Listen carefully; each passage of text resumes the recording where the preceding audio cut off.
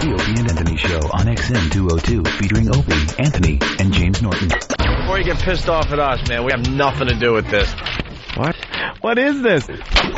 Garbage! You know what? I can't take this anymore. It's an awful, awful radio show. We're really, really mean-spirited, evil people who can't see the good in anything. I think we've done a good job so far of being open-minded and broad-minded. You know, like when you try to call the police when I touch you. I don't call the police. I just pretend because it makes you touch me a little harder. Oh, God.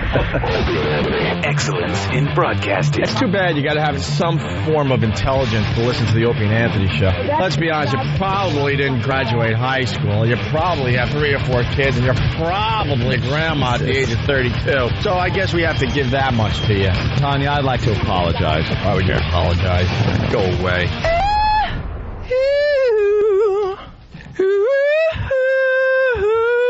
Opie. Jail is better than this misery I'm in.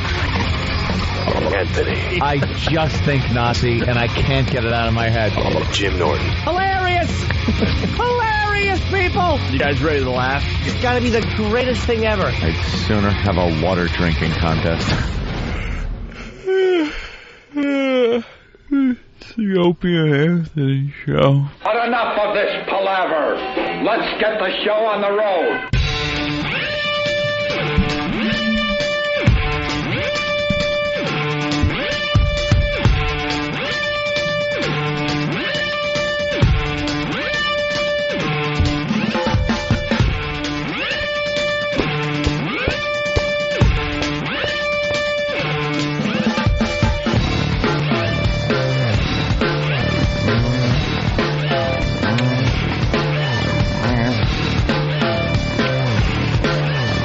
Hey, good morning. Hi. This thing on. There we go. It's the Opie and Anthony Show. A very sad day. Oh, a very somber day. Watch the news. Oh, my God. I watched watch all the news coverage of the shooting. all day long. All day long. That's all I did. I got a really heavy cold, so after yesterday's show, just laid on the couch for, about 12 straight hours. Yeah. And there was some fine TV to watch yesterday. Watching the same thing over and over and over and over and over. That kid's cell phone coverage of the Yeah, yep, saw that about 800 times. The police guy answering no questions. The president of Virginia Tech, kind of clueless. a little clueless. No one really had any answers, except President Bush. Did he piss you off?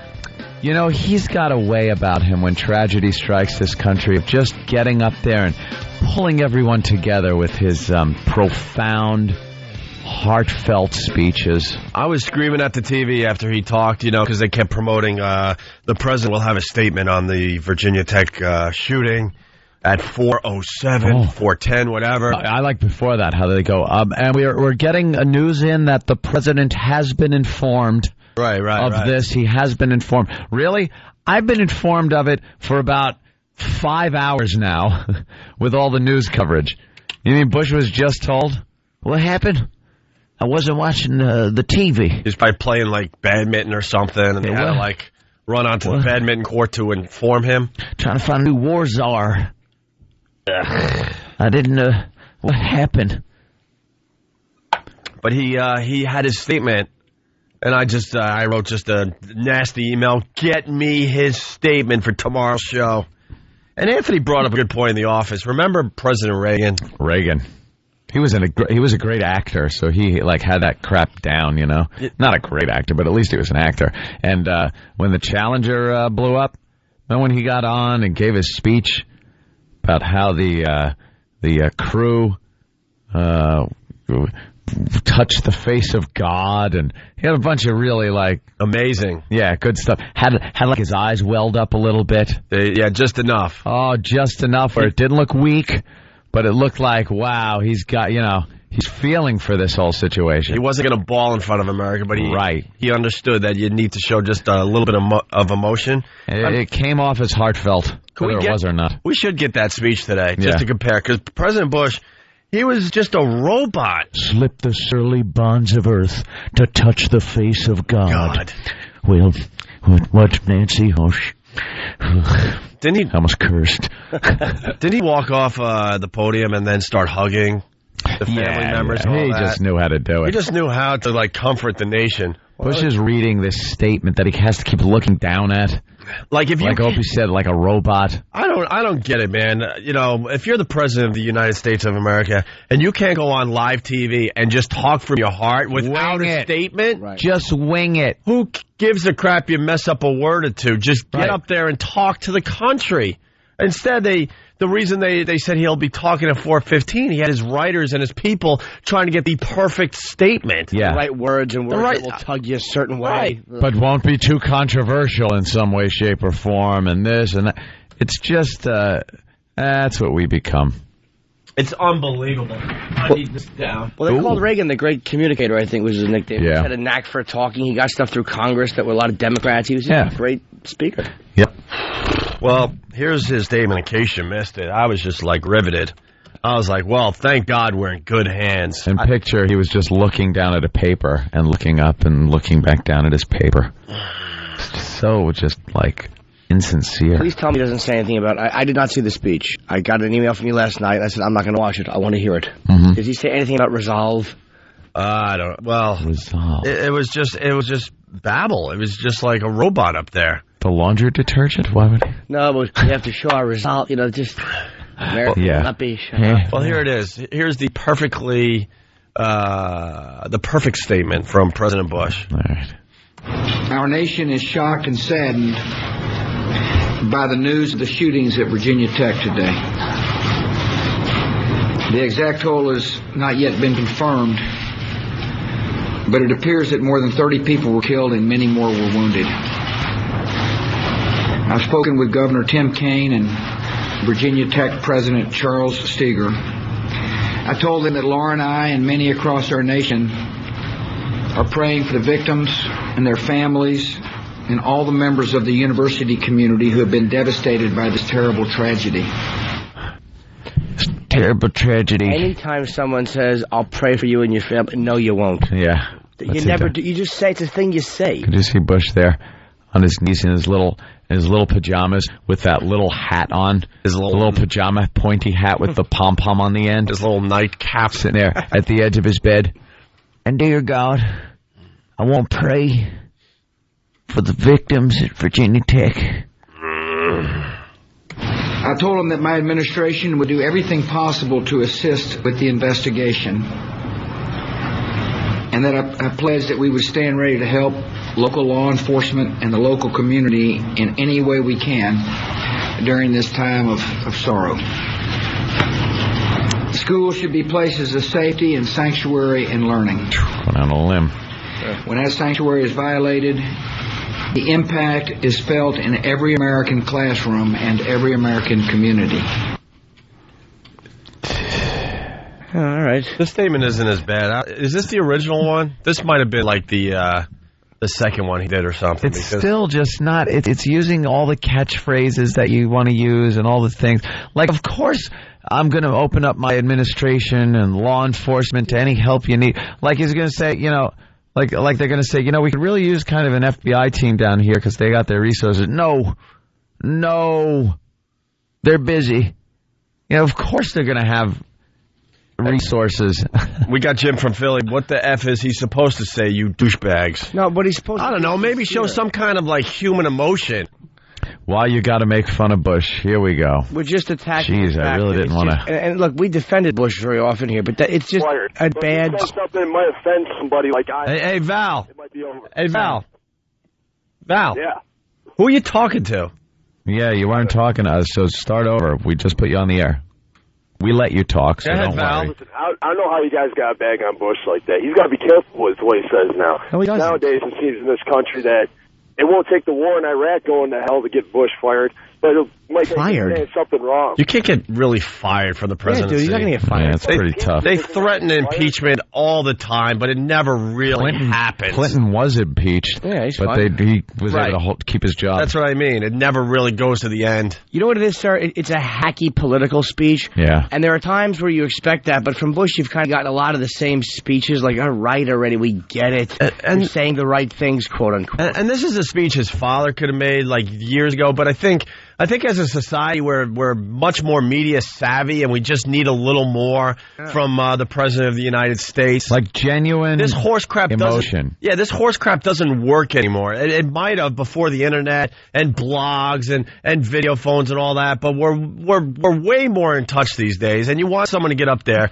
and just speak from the heart without a paper in front of them, saying sympathy, saying all this the catchphrases that you expect from them. Well, I understand that, but really, after about, almost 8 years of this, do you really expect anything better from Bush? Just let him ride it out and get the hell out. You know what? There was a time where I liked Bush a lot, like, as far as emotion is concerned. I thought he showed, like, after 9/11, I thought he was very human, and I liked the way he handled himself then. Yeah. I thought he was great. When he, being honest and just when he was with the emergency workers down at Ground Zero, that was like a moment where it wasn't written. He kind of gave this off-the-cuff speech to the guys. That was kind of cool, but now everything's just written down, and make sure you say the right thing. And then again, with the president, maybe I'll play devil's advocate here. When you're talking, and you know, especially in the the blogs and the internet, everything you say within 30 seconds is everywhere in the world. Mm-hmm. Him.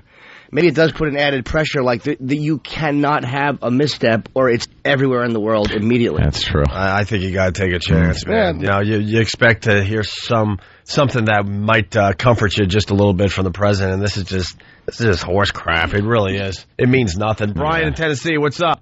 Morning, fellas. Hey, I don't buy it. I think Opie's absolutely right. He's pausing in his speech exactly where he pauses in every speech he gives. He says 4 or 5 words and stops. 4 or 5 words and stops, and that's it. Either he can't talk any other way because he's too dumb, or like you said, it was pre-written for him, and he just can't do it. I guess there was a time our presidents, you really looked up to them, and they had the right thing to say, and they had human emotions. I guess that's long gone. And maybe I'm expecting too much from him, because it's not even a personal attack, to be honest with you. The next guy's going to have the same type of statement and the same bull crap, speech to the nation. You want someone to just get up there and talk to you. You feel like he's talking right to you as a human being, and you just don't get that from any real political leaders anymore. The old fireside chat. Right, sure. That's what I want. You just don't get it. They can't do that anymore because they'll get hung out to dry because they're politically incorrect or they'll offend somebody. Right. So, but go Nashville Predators. I'll see you guys later.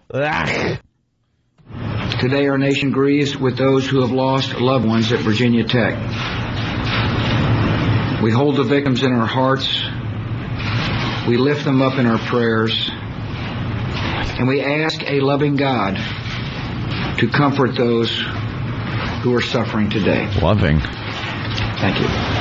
Well, what? Happened. What does that mean? That's like you could put a rap beat behind that and you got a hit song. It was almost rhymed. It was almost a poem. Loving God. I don't know. We just showed the Hulk movie, and no, but they said who's going to be the new Hulk, and it looks like your buddy there from Fight Club. Edward Norton. Oh, cool. Well, that's what they just showed. I'm sure if we talked to him on the phone, he wouldn't have any clue about it. There's one story here. This kid who got shot in the arm, and he said that the guy walked in and started popping people. Like everyone in the front row got in the head, and he shot like a lot of people, then walked out. And there's a few people that weren't shot, and this guy was smart because he barricaded the door with his foot, like he wedged his foot. Yeah. And the guy came back. Yeah, tried to open the door again. He started just firing shots through the door. He tried to get back in. Yeah, they interviewed that guy on creepy on the news last night. They're saying he's kind of a hero. He saved a few people's lives. I mean, they did not handle this. I mean, 2 hours. How do you? Yeah, that's the big thing. First, you get the shooting in the dorm, and that seemed to be, the police said, a domestic. They thought it was, a boyfriend-girlfriend situation. The girlfriend and R.A. were shot and killed at that point. And everyone knows it's a Chinese national by now, right? Here on a student visa, and I guess he had some kind of girlfriend. Yeah. And she was seeing some other guy, and he went into the dorm. It's still like kind of. Yeah. We're only getting pieces of the whole thing, but then he, like the aunt says, he shoots the girlfriend and the RA, right? Yeah. In the dorm room. Yep. Was she seeing someone else, or did he just think she was? Well, they don't know. We don't know. I mean, that's basically what he thought she was. What's out today, this morning. And then he disappears, and the cops show up and start an investigation, but there isn't any word to the students, no lockdown, no nothing. That's kind of an odd thing when the shooter isn't there. The two people are dead on a college campus. They don't have the shooter, and you don't kind of alert the... Did you hear what the excuse was? There's so many people, and it's a big community. No. A lot of buildings, a lot of people already going to classes. I heard 3 different excuses. Well, the other excuse, too, was they thought the guy not only left the campus, left the state. Yeah. Wouldn't you? That's assuming way too much right there. It's a huge school. Something like 23,000 or so students and faculty, over 100 buildings. So it's like a town. And that was kind of their excuse, too. It's like not just a small school. Would be shutting down like a small town. So they had the police there investigating that shooting. But then 2 hours go by, and this guy, if it is the same guy, which, that's almost 100%, but they're not saying it is, he pops up at the other end of the campus. He walked, he walked across campus, this huge campus. 2 hours later. It wasn't dorm and, building right next door. He walked pretty much through campus. To the an engineering classroom. Without shooting anybody on the way. So there were people that passed this guy, saw him. Someone probably bumped into him. You know how it is when you're walking. Yeah. Had no idea that this guy was strapped and shooting people. Ready to go. And then that happens. So they're taking a lot of criticism right now as to why they didn't take the first shooting a lot more seriously and take the people's safety in consideration by at least alerting them that, hey, there's a shooting. We don't know where this gunman is. You might want to be careful. They probably should have handled it better, but you got to say, almost in defense of them, most times when a shooting happens, you don't think the gunman's going to go to lunch and come back 2 hours later. You assume he just got the hell out of there and took off. School shootings are different, though. They've always been different and handled different. When you get a school shooting, it's usually lockdown, make sure everyone's okay, kind of a thing. This one, though, seemed to be like it was a shooting just in a town. No one knew about it. It's one of those things, what's happened over there? Oh, there was a shooting. It's on a school campus. You'd think they would really kind of take more time and warn the students, maybe even lock everyone down until they check the entire campus. It's big, but, Jesus. Have they confirmed it's one shooter? They haven't even really confirmed that it's one shooter, but they're just assuming at this point it is. Last night I heard... What are the possibilities that it's 2 different incidents? Yeah. And one of those just crazy coincidences. Last night, from the police spokesman they had on, he said that they have a person of interest in the first shooting. And it's unrelated to the second shooting, which is odd. But then I heard this morning that they think more that it's the same guy that did the first one and the second one. Like, what's this person of interest thing? That's all I heard, though. He came back 3 times to that classroom. Yeah. 3 he wanted times. And what was he looking for? The boyfriend? I don't know. More people to kill. There's still a lot of confusion here. If it's 2 shooters, then we still don't know the motive of the Chinese. That might be it too. You know what? That's a good point. Maybe the boyfriend or the guy that he thought she was banging or whatever was a student, an engineering guy, whatever, who was in that building. Yeah, he probably went to the dorm, found her, but didn't find him. I don't know. There's a lot of questions still that'll be answered, I'm sure, today. You just start shooting everyone like that? How angry? I've been mad at women and I've been depressed at relationships, but I don't understand how you start just picking off other people. I don't get it. And there's anger. And there's, a bit of premeditation there. I mean, the guy obviously was loaded up, ready to go, had chains and locks. He locked up the doors from the inside, so the cops had to get bolt cutters to open up the doors. and the kids couldn't get out, they would jump out of third-story windows. Like a lot of the injuries that are being treated in the hospital, people with broken legs and broken arms from jumping out the window. And, locked the place up. He had a lot of time in there. That's why so many people were killed. Amazing. All right, we're going to take a break. It's going to be a different Opie and Anthony show once again today, and that's just fine with us. We'll go to the phones. They're lit from all over the country. We'll talk to you guys and see what's going on, see what you're thinking here today. It's Opie and Anthony. Hear what everyone else is talking about. O&A Uncut and Live, continuing the show on XM Satellite Radio starting at 9 a.m. Eastern. Visit xmradio.com to subscribe. It's the Opie and Anthony Show. The virus is spreading. Opie and Anthony! Good morning. Welcome to the Opie and Anthony Show. What, they heard that? Yeah. I said, that'll get us screwed. Idiots. I'm not going to read certain jokes that are being made today. Idiots are already telling jokes on the instant feedback. Try to keep our job at some point. What can I tell you? Our phone number, 1-866-313-FREE. Let's go right to the phones. People calling from all over the country. We got Matt in Virginia. Matt, you went to Virginia Tech? I still do. You still do? So what's going on? Yeah, well, I don't know. Like, we woke up yesterday, and I wasn't planning on going on to campus until about 10. Then we got that email. We got the first one about 9:30ish. By the way, they did send out an email to... 2 hours late, yeah. Was it 2 hours late? Yeah. It was at 9:26, I think, was like the official... Like right before the shooting started, they sent out an email. What was the first... And the email just said, be cautious, look for suspicious... oh, that's right. Yeah. So, like the first one, it was saying, there's like a shooting incident at one of the dorms on campus. But, that was pretty much it. It gave, like, some phone numbers and saying, if you see anything suspicious, report to the police. Now, does anyone know when the first shooting occurred? 7-something, right? 7:15. So, man, most of the students were home. Bed. Yeah. Maybe when does first class start? Classes start about 8. Buses start running. Holy cow, man! Why didn't they just say stay home until further information?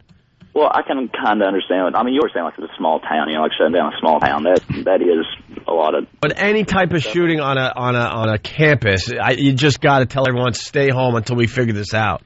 Yeah, I'm sorry, man, and I think that's an obvious one. That's not playing, Monday morning quarterback or whatever. Yeah, that just seems pretty obvious. There's going to be a lot of people going back and saying why didn't they do that? Oh yeah, they're already calling for the president of the university to be fired. Really? Yeah, and it's like you saw them on TV last time. They look beat. This is like the police said this is like the worst thing he's ever seen. And it's the worst thing just about all of us have ever seen, except for, of course, the 9/11 stuff. But as far as shootings go, this is the worst in U.S. history. Why fired? Yeah. Should he be fired though? I don't know. Maybe he should be. Absolutely, he should be fired. Yeah. There was a shooting on campus, and he didn't do enough. Yeah, they're saying that the campus police didn't do a good job. They're really pointing fingers now. So you can't keep your job after 32 people are dead. You just can't. Yeah, that's a tough one. I don't want to make any type of comparison, but you got Imus saying some dumb thing on the radio. He lost his job, so I would assume the president of this college has got to go. When you had the first shooting where 2 people were dead, and you don't kind of lock down or make sure that they didn't know where the shooter was. If it was a murder-suicide, let's say, that's one thing. But you got to sort that out. When you got a dead girl and then the dead RA, and it doesn't seem to be suicide. There's no gun laying around. Perhaps you got to say, hey, there's a gunman that's loose. We don't know exactly where he is. We think he might be off campus, but we can't be sure. Maybe you should, lock it down at that point and make sure you know where this gunman is, or make sure he's not on campus, and then go back to business as usual. But, someone dropped the ball here. Yeah, Matt, were you on campus at all during the whole thing, or? Well, I was getting ready to go on campus in case the 10 o'clock bus on, and we got, like I said, that first email, it was, formatted right, punctuation, everything, phone numbers and stuff, and then the second one came out at 9:55. And it was like somebody just, sent up an instant message, it was just written up, stay where you are, keep away from the window. So that kind of scared me to death. Me and one of my roommates, I was off campus. Me and one of them were still here in the apartment. The other 2 were on campus. So we called both them real quick to make sure they were all right. And, sit down, turned on the news, shut all the windows, got air weaponry out and kind of sit in the living room locked up and stuff, just kind of hanging out and waiting to see what happened. And so we were just watching the news all morning, and when we heard, it started out just one shooting in the dorms. There was one person dead. And they started to say, like 6 people injured, then it went up to 9. And then out of nowhere, it seemed like it jumped up to 20.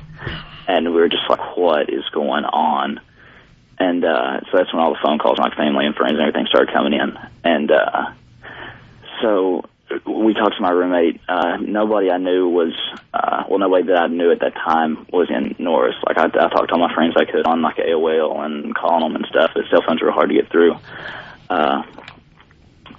So we were just talking to everybody that we could. One of my roommates made it home. The other one, he was in one of the buildings that they were taking the kids that actually jumped out of the windows to. Yeah. And so he was helping out with like the EMTs and stuff there, just like with the broken ankles, broken ribs and stuff. So we finally got a hold of him. So we were glad he was safe and everything. And so I mean, all we could do really just sit and watch the news. And I mean, the media kind of made me mad the way that they were just getting the kids are still in shock and trying to, Yeah, all they could do is grab up as many of these kids as possible. And then they're commenting on, like, I'm amazed at how calm a lot of these kids are. They're in shock. They're in complete states of shock, and they're grabbing them for interviews. They couldn't fly Geraldo down there quickly enough. And Shepard Smith, they got him down there. And they're interviewing these kids. They're dragging them in front of cameras, having them talk about how their friends were shot, having them talk about, they had one girl that Geraldo brought up, and he's asking her, do you know anybody that's missing? And of course he does. He knows what the answer is. And she said, yes, we've been calling, and he hasn't called his parents. We haven't been able to get him on the cell phone. We've checked the hospitals. We can't find him. Well, it's looking a lot like he's one of the 30 that are up in that classroom that are dead.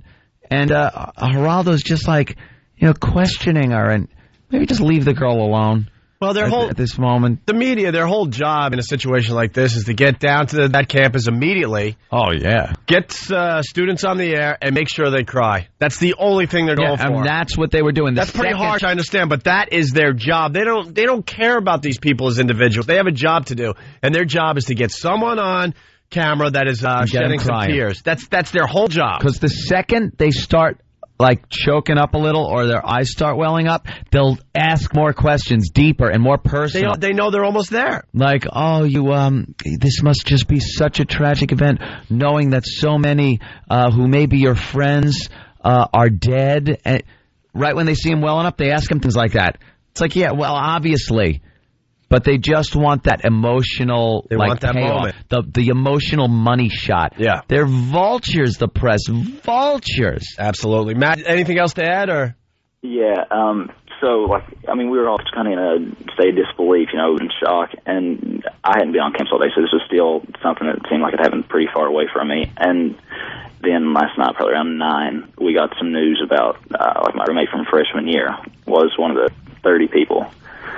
And that just kind of made it really hit home a whole lot harder. And I don't know, just it's really good to see everybody coming together. Like, there's a ceremony today at 2, and everybody I've talked to, even if they don't know somebody that it has directly affected, even though we're 26,000, we're still a pretty close community. And it's just going to be good, I guess, to get together and see everybody and know that everybody still is proud to be a Hokie and that we can still come together after something like this. Yeah, you guys are going to have some kind of big memorial service, I'm sure, and I can't wait to see what politicians try to weasel their faces in on that one. Yeah, that's what I'm kind of waiting for. Because now it's like, now it's not, getting together with the Rutgers basketball team. Now it's going to be every politician rushing down there to be seen at a photo op, consoling one of you guys.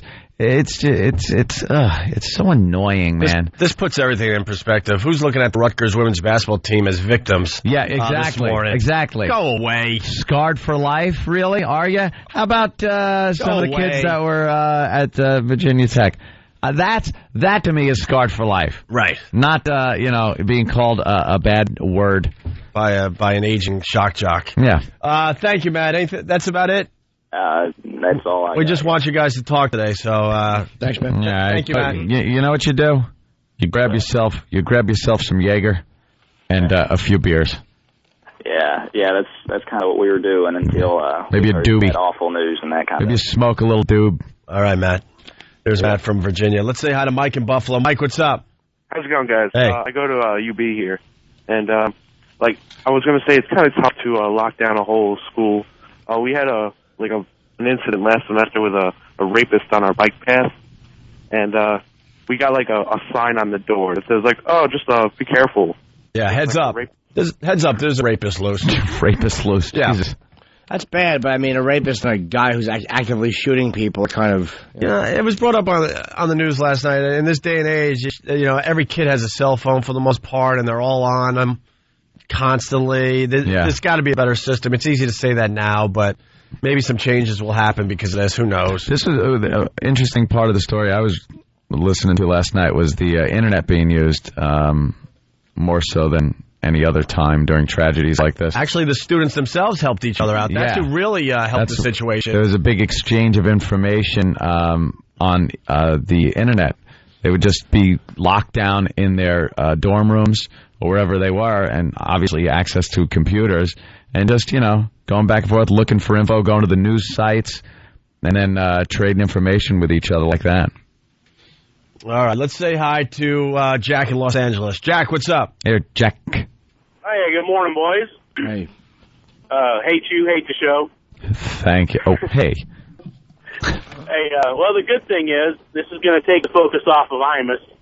Yeah, a lot of people are saying, if this happened last week, Imus still has a job. And that is the truth and how the media and media frenzies work. Imus messed up on a very slow news week. Yeah. If this was last week, I mean, not that it matters in the overall scheme of things, but Imus definitely would still have a job. Yeah. Well, it's just the way it is. The point is that, where there's a bigger body, that's where the vultures go to. Right. And if they didn't feel they could feed on Imus, they would have flown to this and fed here. Oh, they would have blown off the Imus controversy like that. Yeah. Mm-hmm. Speaking of which, Stephen S. from Bayshore, this is the kind of story that deserves full national and international media attention. Right. Not a non-issue like the Imus story. I say to all those brave people that were all over the news last week, why don't you take on this issue?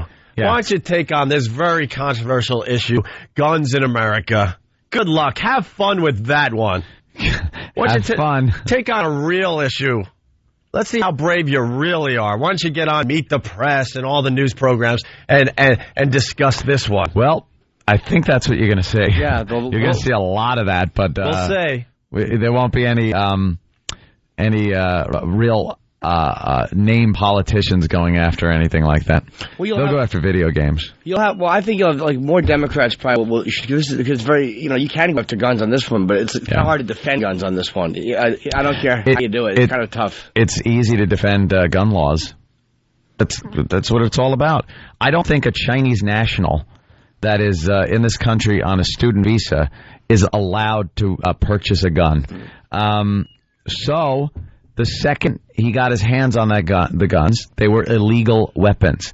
Illegal weapons. I'm against illegal guns. Believe me. I think any legal gun owner is against illegal guns. And most crime is committed. You don't buy a gun, register it, go through the waiting period, sit there, especially in a state like New York where it's 6 months at least before you can get a pistol license. You don't go through all that and then shoot a bunch of people and commit crimes with a registered handgun in your name. So illegal guns, yes, let's do whatever we can to get illegal guns out of people's hands that will do things like this.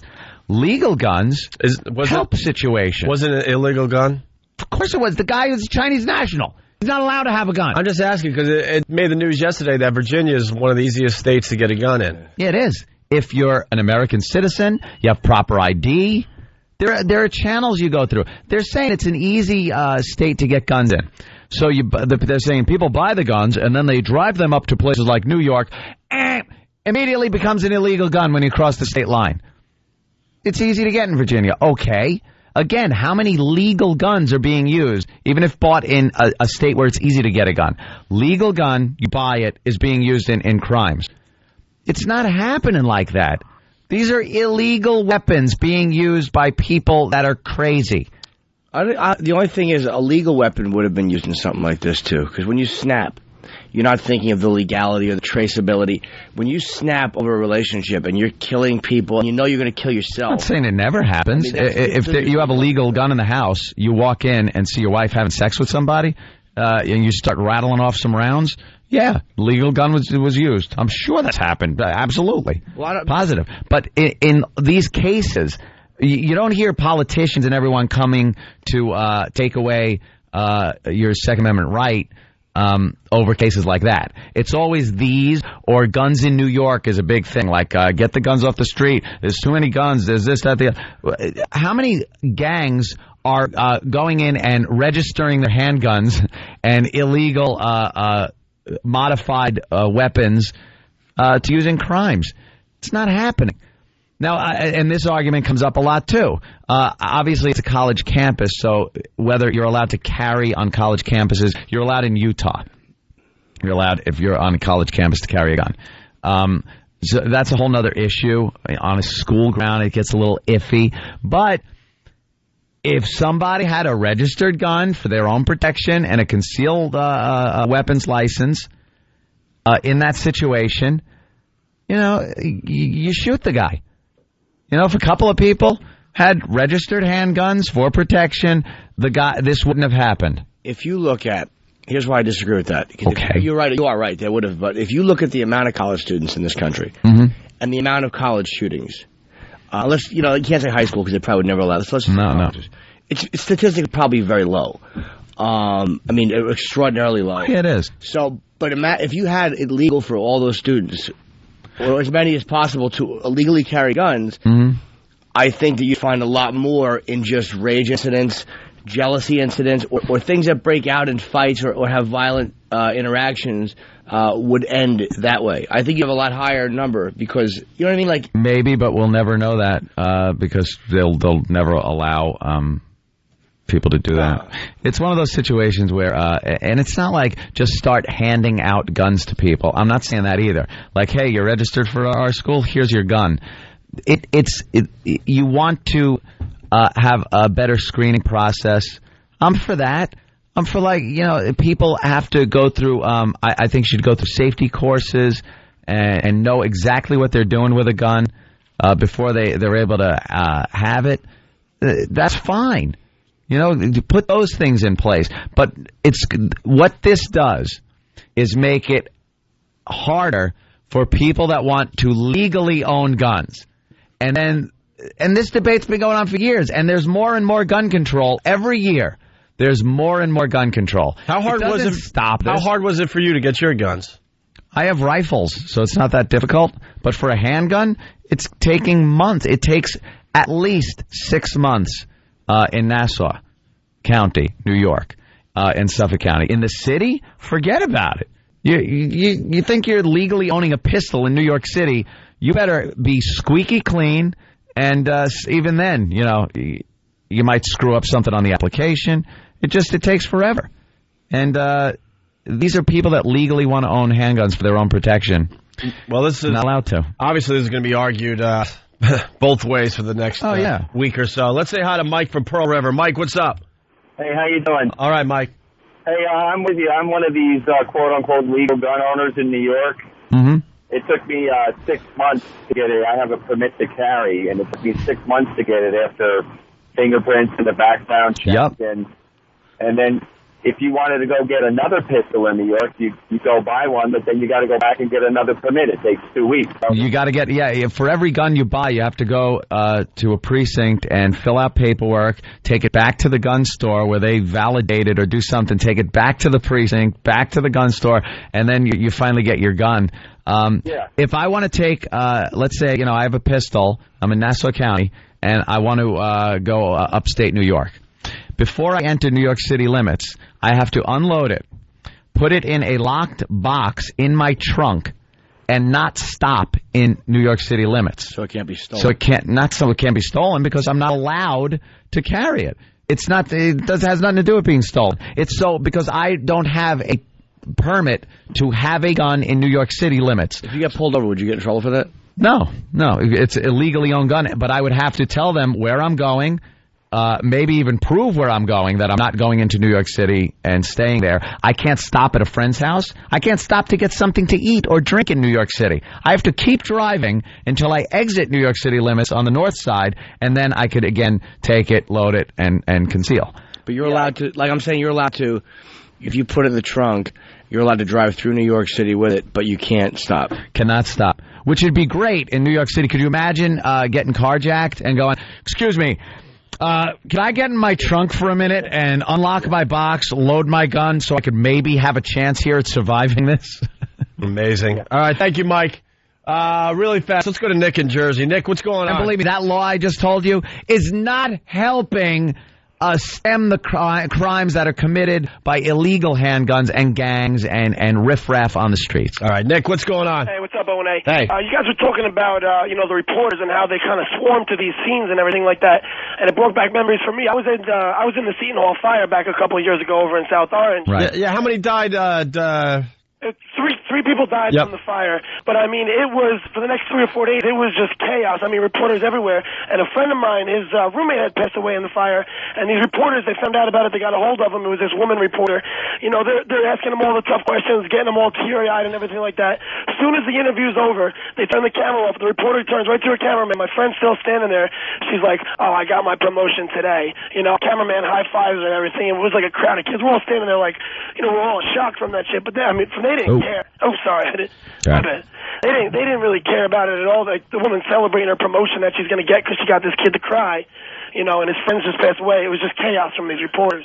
Yeah, what was was it a Michael Moore documentary where they really showed the reporters and what they really think, how all they care about is how good they look on camera. They're doing a story about a dead girl. A dead girl, and they show a reporter doing take after take, and he's like, he's trying to be real somber, and he's putting on this face and going like, tragedy today, and then he'd go, all right, wait a minute, I'll do it again. We gotta do it again. And he goes, how did my suit look? And he starts laughing. And he's combing his hair, making sure he looks perfect. Does that look good?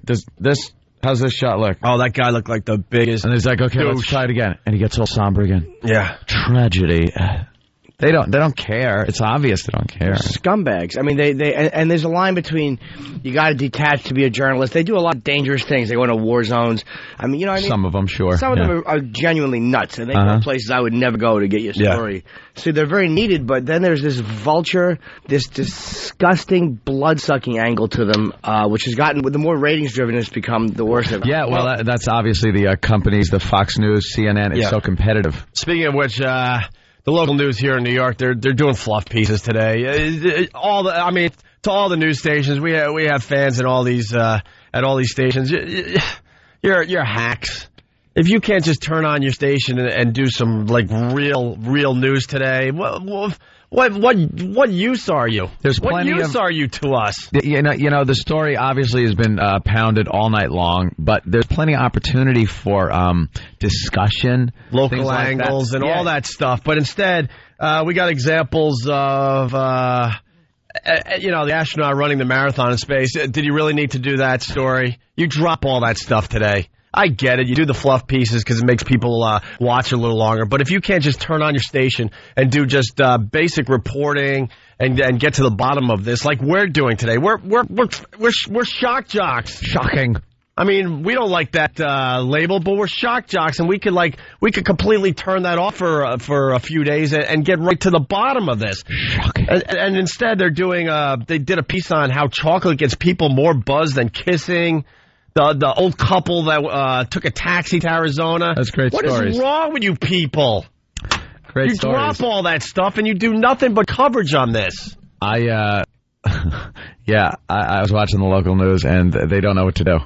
They don't know what to do. I think they know that Fox and CNN does all the heavy lifting. Heavy lifting, so they could do the fluff pieces. Well, look, there's news stations out there. We could just do the same thing. Our listeners will just go to a news station today. Yeah. No, it's important. You got to do it this way. And about the shuttle marathon thing, she's in a vehicle doing about 25,000 miles an hour. So I think she wins. She finished the marathon in 0.2 seconds. 0.2 seconds. Someone do the math. I don't know. Hey, Stephen S. from Bayshore. Uh-oh. Oh, no. That was... I already got Stephen S. Do like dog do. Wisconsin. Jesus. Maybe you could use your real name today. First 911 call at 7:15 a.m. Police respond, perform initial investigation. For all they know, it was a murder-suicide. By now, it's 8:15. Everybody's already on campus for 8 a.m. start of class. How do you notify students who are on their way? It's simple. You got a system in place where maybe if you want to be part of this network, they give you the option. Give us your cell number. If any emergency happens, we'll send out a text. Because all you have to do is send out a few hundred texts to the students. Yeah. Trust me, the word gets out like that. I also want to ask that guy, did he say they weren't sure if it was a murder-suicide at that point? All they know it was a murder-suicide. All they know it was a murder-suicide? No, they don't. It wasn't. Where was the gun? If somebody shoots somebody and then shoots themselves, it's usually right in his hand. Usually the gun is pretty close. Right. You could tell if it's a murder-suicide. The gun is still in the person's mouth. It's clenched in his hand. It's pretty close. It's hard to get rid of the weapon after you shoot yourself in the face. Sometimes, your big toe's on the trigger. Yeah. Depending on the weapon. But in this case, to look around the room. Unless it's two different incidents, the gun wasn't there. Yeah.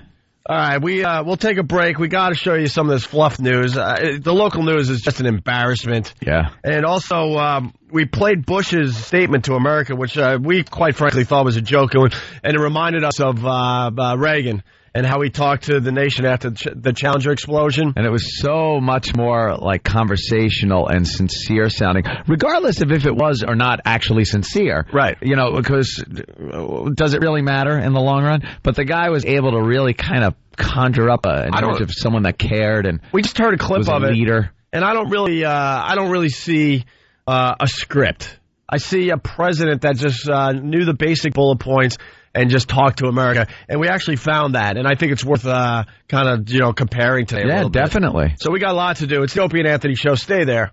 It's the Opie and Anthony Show. The Opie and Anthony virus. You're checking out the Opie and Anthony Show. It's kind of a different show today. Good morning. And we're fine with that. Why was I just handed a nude picture of David Beckham? I don't know. Completely nude. He's doing like a Jesus Christ pose. And, looks like he tied a turnip around his belt loop. Wow, they sure do things differently in Europe. Our phone number, 1-866-313-FREE. Let's say hi to Tim in Virginia. Tim, what's going on today? Hey, guys. Hey, Jimmy. Just calling. I actually live about 30 miles from Tech. To say it's kind of unreal to see every news organization here and watching them and knowing they're that close is just still kind of the whole situation is just kind of unbelievable. But I am a little upset, I think, with some of this Monday morning quarterbacking about with the campus police. I think unless you really see how this campus is and how big and just everything that is involved, I'm not saying they did everything right, but just the people, the pounding they're taking by some of these students. Yeah, I understand what you're saying, but during break we were talking about it, and I was saying that they talk about how this is like a small town. This college, it's very big, a lot of people there, 26,000 people. You think that after Columbine and other school shootings, that there would be something in place that would alert, especially, I think it's more important if the school is larger, that you have something in place like an emergency alert system where at the very least, all the faculty can be texted at one time or emailed, or there's some kind of an emergency broadcast system that lets the people know what's going on and what they should do at a moment's notice. Well, how about an emergency alert thing in every class? You walk into a deli and you can get sports scores on a scrolling thing. Right. How about one of those in every classroom? Just something like an EMS, EBS system. We don't go 5 minutes without checking our email in this day and age. Yeah. 5 minutes. Yeah. So if students have their email on file with the school could just blast out a mass text that tells people what's going on and what they should do. And I think that should have been done after the first shooting. You would think that there would be something like that in place. Whether you could blame the cops, the campus cops, I don't know, because a system like that isn't in place. So they were doing, I'm sure they were doing what they thought was best. But one thing I got to say about the campus cops, though, treadmills. Well, that's why I just said, oh boy, they're showing the same fat guy with the with his M16 or AR probably. He's like he is a fatty, and then the other guy that's hiding behind a tree, and he's just as wide as the tree. Well, that believe me, there's plenty on the force of those. They do have an email blast. They do have that system in place. I understand maybe about the siren or some sort of warning system. Yeah, but what I heard was that email blast went out like 3 minutes before the second shooting started. 2 hours after the first one. 2 hours after the first one. I'm just saying, and of course it is hindsight, but after that first one, on a school campus, you have a shooting, regardless of the circumstance, and especially when you don't know where the gunman is. Which they didn't. It wasn't murder-suicide because there wasn't a gun laying there. Yeah. So, alert the students to that there could be a gunman loose. I went to college, and if, I got a text or something that there was a shooting on campus, I'm simply not going to class that day. Yeah. You know what I mean? So just send it out and let the students decide. And you have the Monday morning quarterback, dude. This is not a creative decision.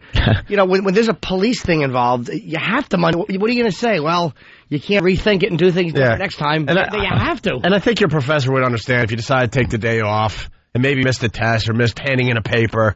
You'd have a pretty good reason, like, look, I got the text that someone was shot in a dorm. Yeah. I was a little nervous, so I decided to stay home today. Yeah. Oh, no, I understand. Like I said, I know the investigation, it just... Some of the grandstanding is what really annoys me. Like I said, I know, when all is said and done, tragically, maybe some of this could have been avoided. I think some of the coverage, and then again, we can blame it on them. But I was glued to the TV all last night, so I guess it's just sort of a vicious little thing. Yeah, we do like accuse the media of being vultures, but then we just sit there and watch it all. So, we eat it up. Yeah. It is kind of like you said, a weird little both of those things can go hand in hand. Them doing their jobs and actively covering a big story, no one's knocking them for that. It's not about that. It's about worrying how they look. It's about them trying to get people to cry. It's about that scumbag element they bring to it. It's about this fat guy with the AR. I just saw it 5 times since we came back from break. They just show him over and over again. That are that big. So trust me, believe me, that's a very good representation of our police. All right, thanks. Hey, if you're on hold, you got to get right to your point because everyone wants to get in today, and we're trying to get some other things done as far as this goes. Thank you, Tim. Mike in Syracuse. Thank you. Cops thought he left town. This is what you get for thinking. Yeah, where's the proof that this guy left town? That's what I'm asking today.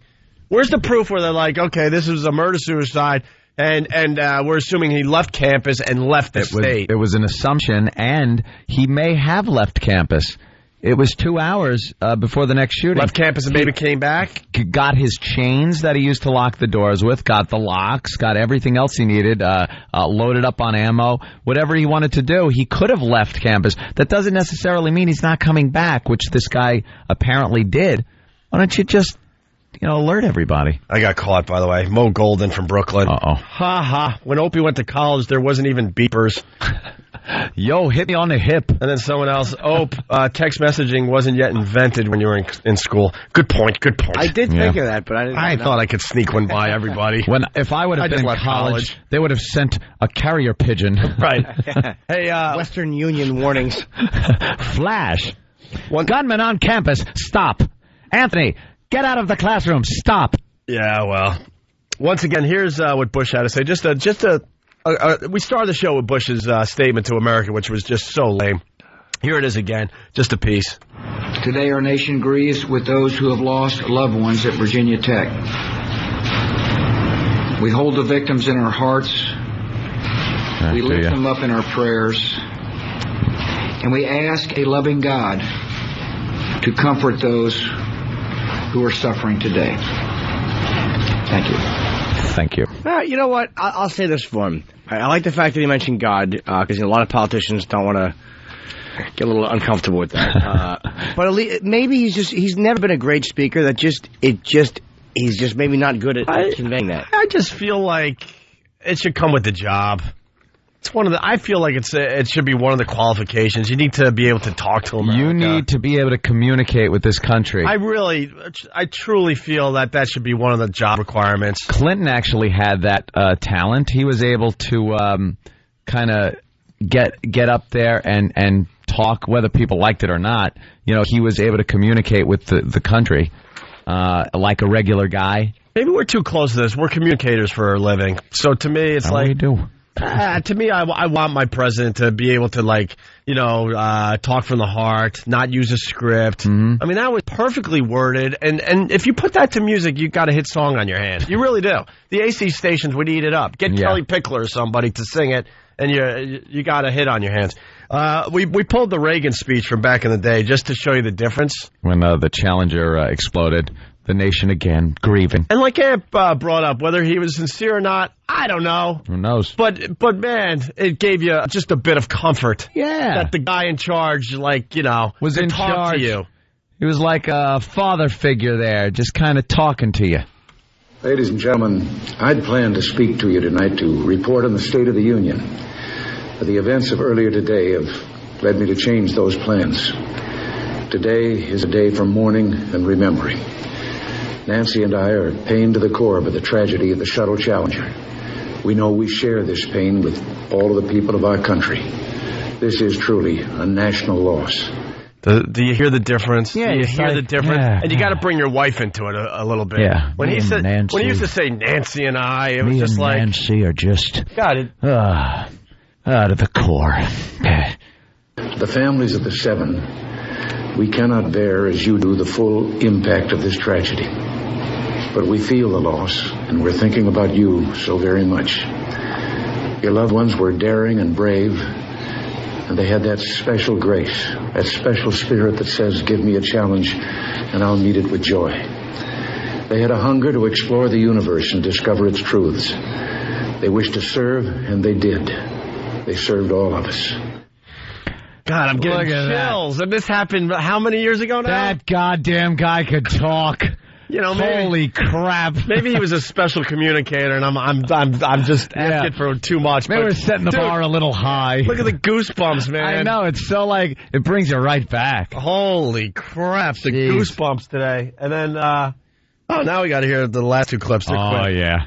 And I want to say something to the school children of America who were watching the live coverage of the... See, and the school children watching the live coverage. Yeah. That was pretty much what was happening yesterday. There were school kids all over the world watching this coverage yesterday. Yeah. And Bush gets up there and reads, keeps looking down at his dumb paper. And I want to say something to the school children of America who were watching the live coverage of the shuttle's takeoff. I know it's hard to understand, but sometimes painful things like this happen. It's all part of the process of exploration and discovery. It's all part of taking a chance and expanding man's horizons. The future doesn't belong to the faint-hearted. It belongs to the brave. The Challenger crew was pulling us into the future, and we'll continue to follow them. Oh, my God. Look at... That's some good stuff. It really That's some good stuff. Because of, I think her name was Christy McCullough. Yep. I think that was her name, but she was a school teacher. Christy So he was McCullough, probably yeah. speaking also almost directly to our students. Yeah. Who were in a class. Yeah, but you learn when you go into this profession, you got to kind of picture who you're talking to. Mm-hmm. And the president needed to just picture who he was trying to talk to yesterday. Such a natural speech pattern he had, too. Yeah. It wasn't like that robotic, read a line, pause, read a line. It's a very natural way he spoke, which probably was because of his acting career. He was able to do that. But... man, if that doesn't sound sincere. And look, people are beating us up like, hey, he was an awful... They're saying he was an awful president, all that. He's awful. And it's like... I won the Cold War. Jesus Christ. I'm just pointing out that he knew how to talk to us, that's all. Yeah. I'm not talking about policies or anything like that right now. I'm just making a comparison that I noticed big time when Bush spoke yesterday afternoon. They said there was a grandfatherly quality to him that made people feel safe with him. Like, when even people that didn't like him, when it came to things like Libya, which was the big one, I think in Muammar Gaddafi, you at least felt safe with him. Like, you knew that he was going to take care of things, even if you didn't like him. And people are screaming on instant feedback. He was an actor, boys. But Ant brought up that Clinton was really good at talking too, whether you liked him or hated him. But when he got on TV, you kind of listened because you knew it felt like it was coming right from his soul. Yeah. And you know something? I didn't really get goosebumps watching Bedtime for Bonzo. So whether he's an actor or not really doesn't, this is good material for him then. I'll tell you another person, Rudy Giuliani, love him or hate him. Man, when he was talking during 9/11, wow. If it wasn't for that dopey lisp of his. We felt like, here in New York City especially, when he got on the news, we felt like we were in good hands. Yeah. We really did. And people hated Rudy Giuliani on, September 10th, the old joke, September 9th. People really did not like Rudy in general in New York City. They forgot all about that, a lot of people, because when 9/11 happened, he got on the TV, and you really, really felt like we were in good hands. You want a leader that is a leader, that sounds like one, looks like one, and acts like one. And finally... And that's what those guys had. Finally, this will give you the real goosebumps, and you might need a tissue. Real. I think this is the famous... Yes. The famous quote. The crew of the Space Shuttle Challenger honored us for the manner in which they lived their lives. We will never forget them, nor the last time we saw them, this morning, as they prepared for their journey and waved goodbye, and slipped the surly bonds of Earth to touch the face of God. Thank you.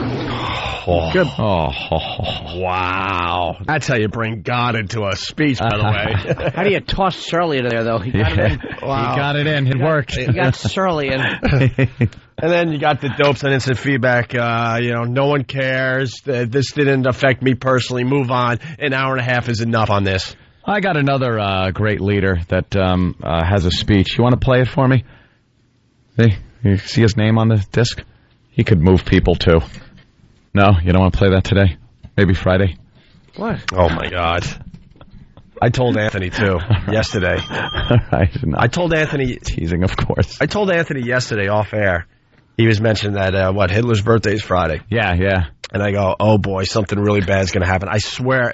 Tell everybody. Yeah, you said that I said it yesterday during a commercial break or in the office. I'm like, great. Something really bad is going to happen. I swear I said that yesterday. Well, there are things that happened, like Columbine happened 8 years ago. Friday, right? Because it was his birthday. That's why. That's why they did it. It wasn't a coincidence. Mm-hmm. It was two idiots. All right. Let's say hi to Matt. He's a student at Virginia Tech. Matt, what's going on? Yeah, I was just talking back about the guns that you all were talking about. It's actually illegal on campus, even if you have a license and concealed carry permit and all that. You can't. Yeah, and this was just recently up for a debate, wasn't it? Yeah, I think so. Like this just came up for Virginia Tech, where they were having discussions on whether students should be able, if they're licensed gun owners, to carry on campus. And they struck it down and said no. Yeah. And oops. The other thing, too, they had another shooting the first day of school this year. Yeah, the whole big Morva thing. But that wasn't really localized on campus. That was more... Yeah, that was off campus, and then the guy kind of ended up near there. All right, Matt. Yeah, all right. Well, that's all I got. And they've been getting bomb threats for the past couple of weeks, and they're suspecting that maybe this... just to blow off as people trying to get out of the test. Yeah, it's almost like a cry wolf kind of thing, too, because they've been getting these bomb threats.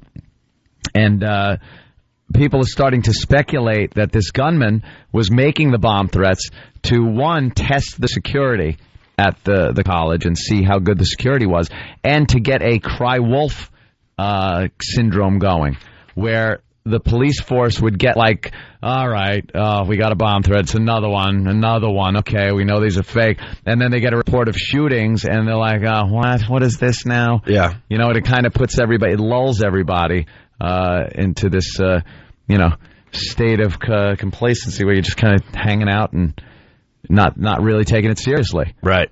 So the guy, if that's the case, the guy had been planning something like this for quite some time then. Put some effort into it. Let's go to Kevin in Pennsylvania. Kevin, what's up? Love you guys. Love the show. Hey, by the way, Kevin has a very good observation that we all missed here in studio. Go ahead, Kevin. I got to call you out, Opie. A murder-suicide and he left town. That's good. Well, that's what they were saying on the news. You're right. Yeah. How do you leave town if you left town? If you just committed a murder-suicide. Very good, Kevin. Thank you. Thanks, guys. All right, let's go to Mark in Lindenhurst. Mark, what's up? we can all relax. Sports Radio just reported that no basketball or football players got killed. Oh, okay. That's their angle today? That's their angle. It's very important that everybody knows that no basketball or football players got injured. We can all move on to our daily lives. We were kind of joking during break that Mike and the Mad Dog, they're filling in for Imus for 2 weeks, and they're just known as a sports talk radio show. Every once in a while they'll talk movies or some big story, but they just kind of touch the surface. They're in a tough position today, and it's morning radio now. They're used to doing afternoon radio also. Right. So and they're doing both shifts now. And afternoon radio, you don't really hit on stories like this because it's just been done all day long. But morning radio, you got to hit all you got to hit this stuff, the big news. So I don't know how used to it they are, but they got to just be sitting there. What are they talking about? So we were imitating Mad Dog during the break. Shooting, Virginia Tech. How is this going to affect the Stanley Cup playoffs? I have no idea. What about you, Mikey? Mikey, wake up for God's sake. Wake up. It's a very, very busy news day. Busy news day there, Mikey. So what do you think? Gun control, yes, no? Taking your calls. I'm sure he's using bad call, bad call by the people in charge down there, Mike. Well, you can't give them any credit for taking care of the kids. Bad call. And we're taking your calls. What should they do? Should the cops have gone on a diet? I'm looking at this fat bastard over there. What do you think, Mike?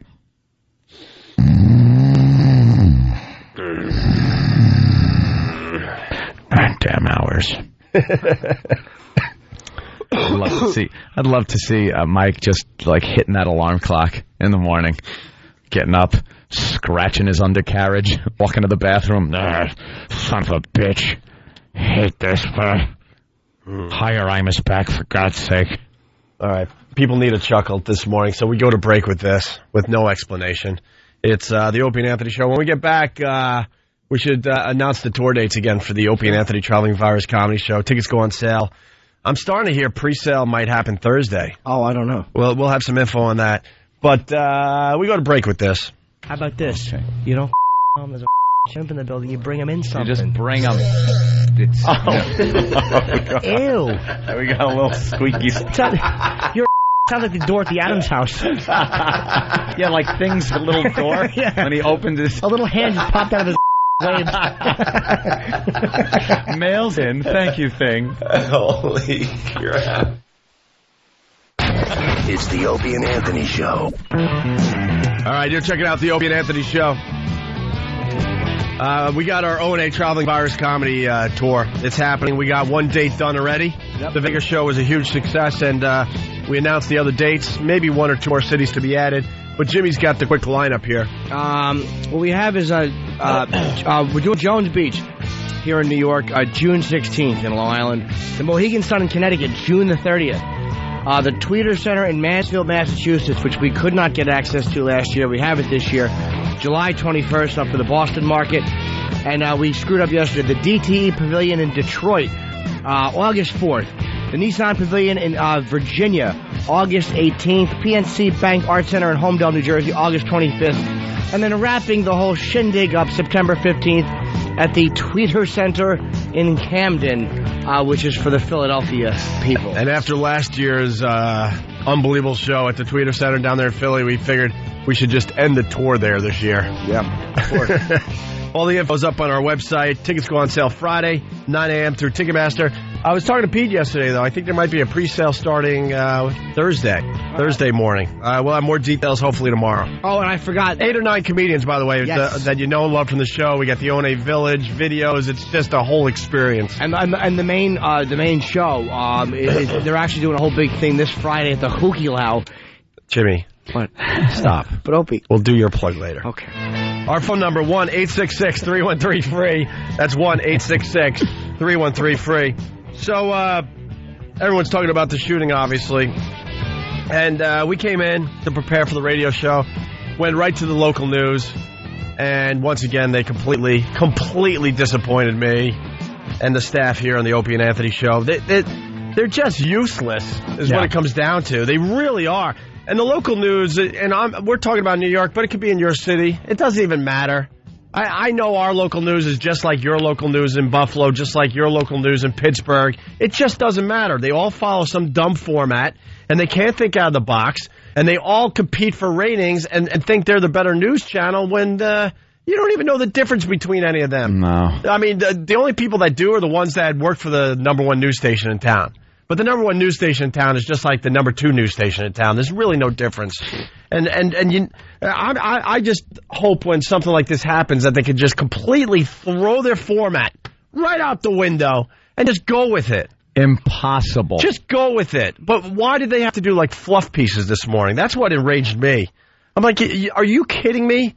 You're doing a minute piece on some dumb thing. That could have been a minute you maybe just took live phone calls. I don't know. Just do something different. Yeah, do something a little different, something that, they got this big situation going on. Mix it up a little bit. Right. And one person decided, one news station, Fox 5, decided to go to a firing range. We'll get to that in a second because that is just hilarious in its own right.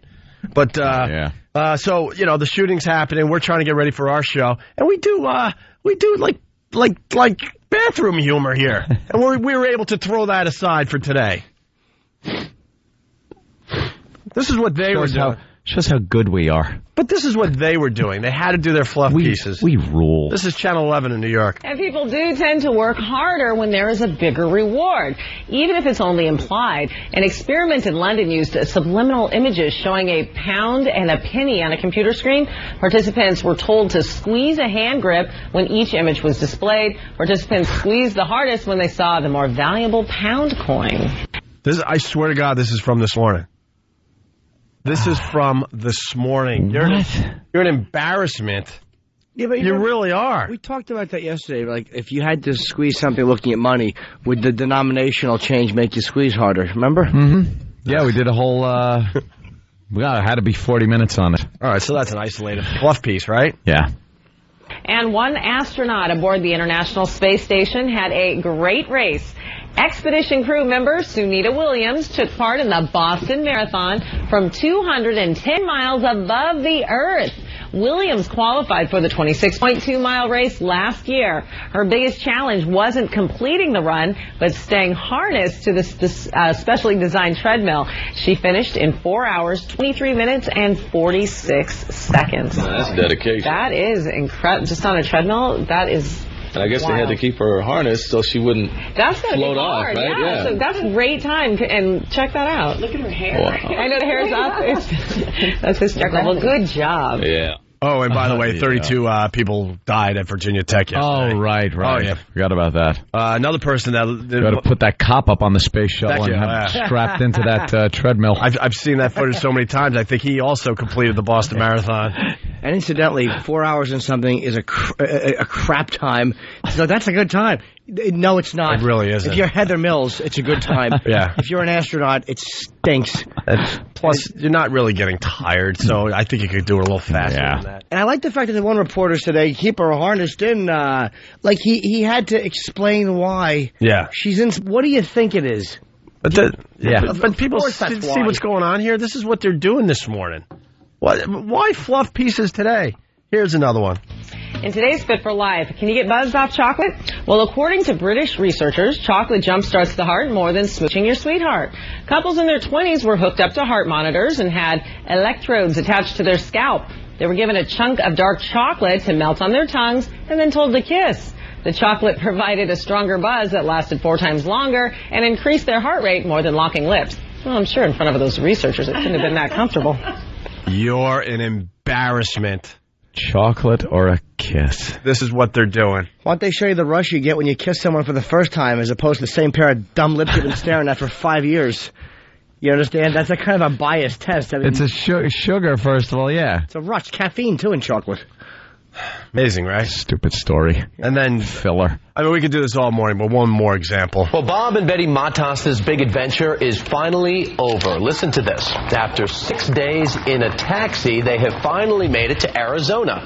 The Matases hired a cabbie to move them from Queens to their retirement home in Sedona because they didn't want to take their 2 cats on an airplane. They paid the cabbie $3,000 plus gas, meal, and lodging money. At least they got one of those nice new hybrids. At least. Right? Yeah. I guess it was as comfortable as it can be. Yeah, absolutely. Good conversation. Yeah, Coming up next. yeah. Much more on that campus massacre at Virginia Tech as the university begins a day of mourning and investigators search for a motive. There you go. But we did the taxi story and the cat. And Thank God we got the taxi story out of the way first. A humorous note on that cab. Meow. How about you take your cats and you put them on the plane and you smack their faces and say, shut up.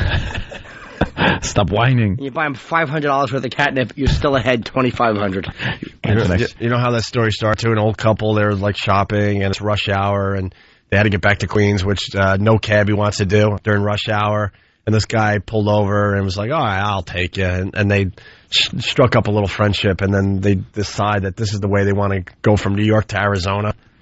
I bet you they realized it was a horrific idea somewhere around, I don't know, Ohio. Yeah. Like, God. what were we thinking? It sure seemed like a good idea. He was a radical Jew hater. Yeah. All he wanted to listen to was NPR. Haitian cabbie, Jew hater.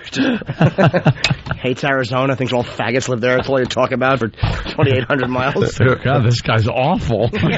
How only queers like dry heat. And of course, I said that was the last one, but this one, we can't ignore this one. Germany's adorable furry new celebrity experiencing some growing pains. Little polar bear Newt was taken off public display at the Berlin Zoo today because he's teething.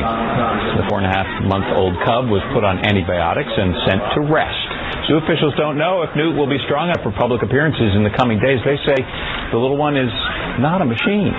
What is the logic? What is the logic behind these fluff pieces on a day like today? I was saying that in the office. I was agreeing with you until I realized we're having a chimpanzee on today. Well, yeah. We're doing the chimp segment. Well, we aren't the news. No, that's true. Now you're making us look silly, but yeah. That's what I was trying to do. But, you know, they were already en route, and it was a chimp that Jimmy worked with. And it's Jimmy's friend. Mikey the chimp is going to be on our show later on today when we're on XM. Mikey, I'm so excited. Yes. And you did some research on this? I did. I saw in our email, I saw he got a little guest one sheet like we get for our celebrity guests on what he's done.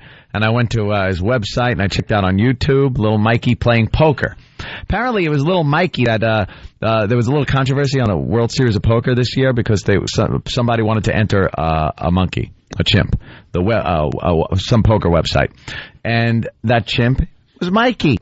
So they did this whole video of him and some poker player playing poker, and Mikey's just awful at poker. He doesn't know what the chips are. No. He throws them at the dealer. He was throwing the chips at the dealer. And eating them, right? And the dealer at one point had to say, don't eat the dealer button. He's got it in his mouth. And then he was punching the guy that he was playing poker with, just like, because the guy that he was playing poker with was yelling at Mikey. He's screaming at him, going, what are you doing? You're not even betting right. Like he's yelling at him. And then Mikey would lean over and punch him in the head. So I guess you shouldn't yell at Mikey when he comes in. Well, other than that, or if he's having a bad game, he's never been a good card player. We discussed that. No. Before. Yeah, he hates it. He likes Go Fish. He likes to play Go Fish and then throw feces at whoever beats him. He was throwing the chips at everybody. And then he would just grab the chips off the table and throw them on the floor. He's really a rambunctious little chimpanzee. I know. I can't wait to see him in a radio studio. There's nothing there that can get broken. Oh, no. Great. And he does seem to like to take his fists and pound on, like, the tables and stuff. Great. And he stands up on it and does that jump thing where they just jump up and down and slam. Yeah. He's adorable. We're going to put him in Ron and Fez's office. I'll let him just... Pause the ruckus. Let him just crap all over the place. This was Jimmy's idea. I hope the chimp bites a part of your body off. I know. I'll probably, I'll think, I hope he remembers me. They say he always remembers people that he likes, but yeah, it's been a couple of years. So I'll probably go to, say hello, and he's just going to take his chimp fist and drill it into my stupid lipless mouth. Yeah. I can't wait to hear this. Where's the chimp? He's filling out paperwork. Yeah, no kidding. He's got to fill out paperwork. Let's go to Amelia in Rhode Island. Amelia. Hi. Hi. Did you guys notice the news anchor when you did that taxi cab story? Yeah. The male news anchor goes, after the woman said more about that shooting in Virginia. Yeah. And none of you guys commented on it. Oh, he went, Yeah. Yeah, they're useless. Oof. They really are useless. The network news makes the local news look just, I don't know, like preschoolers, whatever you want to say. But it's just, you can't even compare the two. Thank you, Amelia. Greg wants to defend the news. Greg. What news station do you work for? None. How do you defend that they're doing fluff pieces this morning? Well, first of all, some of the fluff pieces and everything are made a couple of days in advance or whatever, so they don't know what's going to be the big story. That's true. Like you said, they jumped on Imus and everything. That wouldn't have been a big story if it happened this week. Yeah, Imus would still have a job. But Greg, and you said at the very beginning of your show that how many times have you seen that same video? How many times have you done this or heard that or whatever? There's no new development. They got a 4-hour news program. They got to fill it with something. We're talking about mixing it up, though, a little bit. Yeah, kind of taking a new angle on things. Greg, we have a 4-hour radio show. This is the easiest show you could do. You just go to the phone and let people talk about it. And as far as the fluff pieces being produced ahead of time, that's all well and good, but they didn't have to play them today. They could save them for later in the week or next week. And the chocolate story is not going anywhere. Right. Do you understand that? Okay, here's another little thing there. Yesterday you said you were so tired, which, is understandable and everything, that you were just going to call it in and go home early and whatever. But see, you have something to help that along. You got people that you can plunk down the phones, people coming in, some kind of, diversion going on. So do they. You know how many people work on a news program? What's that? We've been interviewed by a lot of local news people. You know how many people are behind the scenes? And you have all those people and they can't figure out how to make this more relevant today? I completely disagree with you. I understand like the basic stuff, like here in New York we're dealing with floods, so that's a big story. You got to hit on that. You wanted to hit on some sports. You want to hit on the weather. I get all that, but I'm talking flat out the fluff pieces. Get rid of them. That gives you another few minutes per newscast to really get into this a little bit. Right. Yeah, well, like I said, this story is just developing and stuff. So that maybe there's just no news right now. So you know what though? They fill it in with a couple of minutes of fluff pieces. But soon as we watched the fluff pieces today because we really wanted to make kind of a statement about that today on our show. But the average person, I think, when they see a fluff piece, they're gone. So they're not even doing themselves. They're doing themselves a disservice. Actually, you're telling your viewers. We don't really have much on this, so why don't you go to CNN or the Fox News Channel or MSNBC. Did you enjoy the fluff pieces, sir? He's a fluff piece fan. Yeah. All right, thank you, Greg. Thanks. You're vehement about your defense. We're going to have to agree to disagree. That guy was out of his mind with the fluff piece. Obsessed. Loved him. That's all he wants. He wants to know about that newt, the stupid polar bear. But like the kick. Yeah. We just like to see how... I'm going to kick the little guy. Newts are queer. We just like to see how the local news handles this type of thing. And it's very interesting if you really, really pay close attention.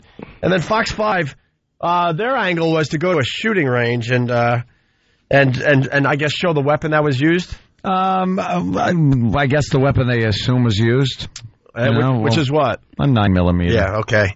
And the warning before handgun. The warning that this news broad gives is kind of funny. It's ridiculous. Listen to this. And keep in mind, by the way, because she dramatically intros her piece. Yeah. Knowing full well that all we've seen for the last, 12, 16 hours is bloody bodies on TV. Yeah, they've shown dragging out the bloody body. The video phone where you could hear the shots. Yeah, you know what is happening each time you hear one of those bangs. So we saw all that as viewers, but she felt like she had to give this dramatic warning before her piece. Well, we came out here to a firing range in Queens because we wanted to talk to an expert. But I have to warn you here, some people watching may consider the video you're about to see graphic. What do you think you're going to see? Graphic. What do you think you're going to see? Hopefully her on the shooting range with a bullet tearing through her accidentally as she goes late.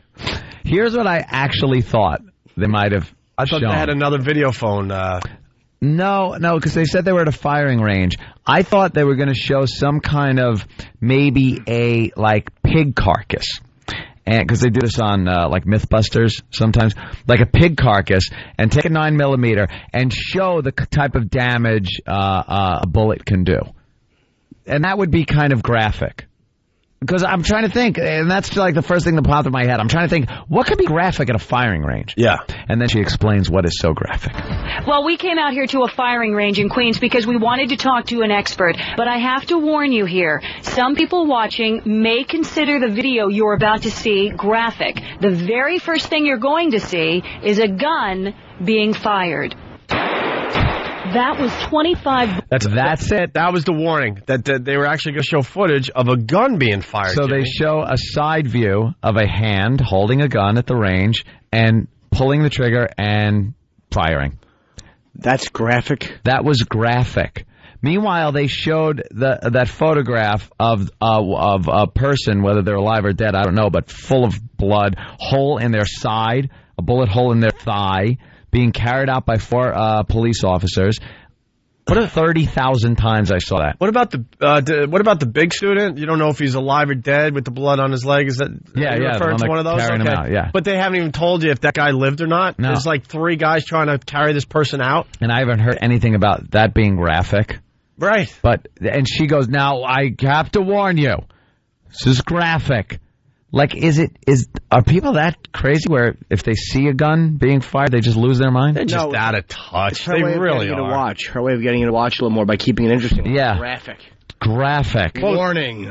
Graphic is the front page of the Daily News today. Left to die, 32 slaughtered on VA Tech campus as security breaks down. And that's the picture I just referred to. Actually, it's 4 people carrying the student out. Blood everywhere, all over his legs. Bullet hole in the thigh, bullet hole in the side. Is that a bullet hole in the side of his chest? Yeah. That I'm looking at? Yeah, okay. That's graphic. Yeah, and we all saw this on TV yesterday.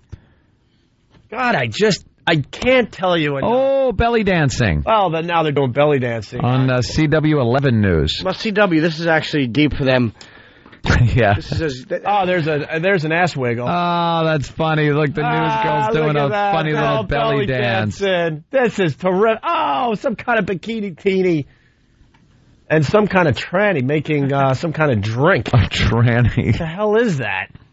Yeah, cheers to you. Cameraman's all mad. He's got a drink on his lens. The Asian girl's trying to move her ass. And yeah, but we all know. It's just there's no way to get something that flat. Yeah. It's an awful ass. She really has a horrid ass, that girl. You want to hear the rest of this firing range story? Please, it's graphic. That was 25 bullets firing out of a 9mm gun, the same type of gun the shooter unloaded on the classroom, killing 30 students. But he didn't have just one 9mm, he had 2.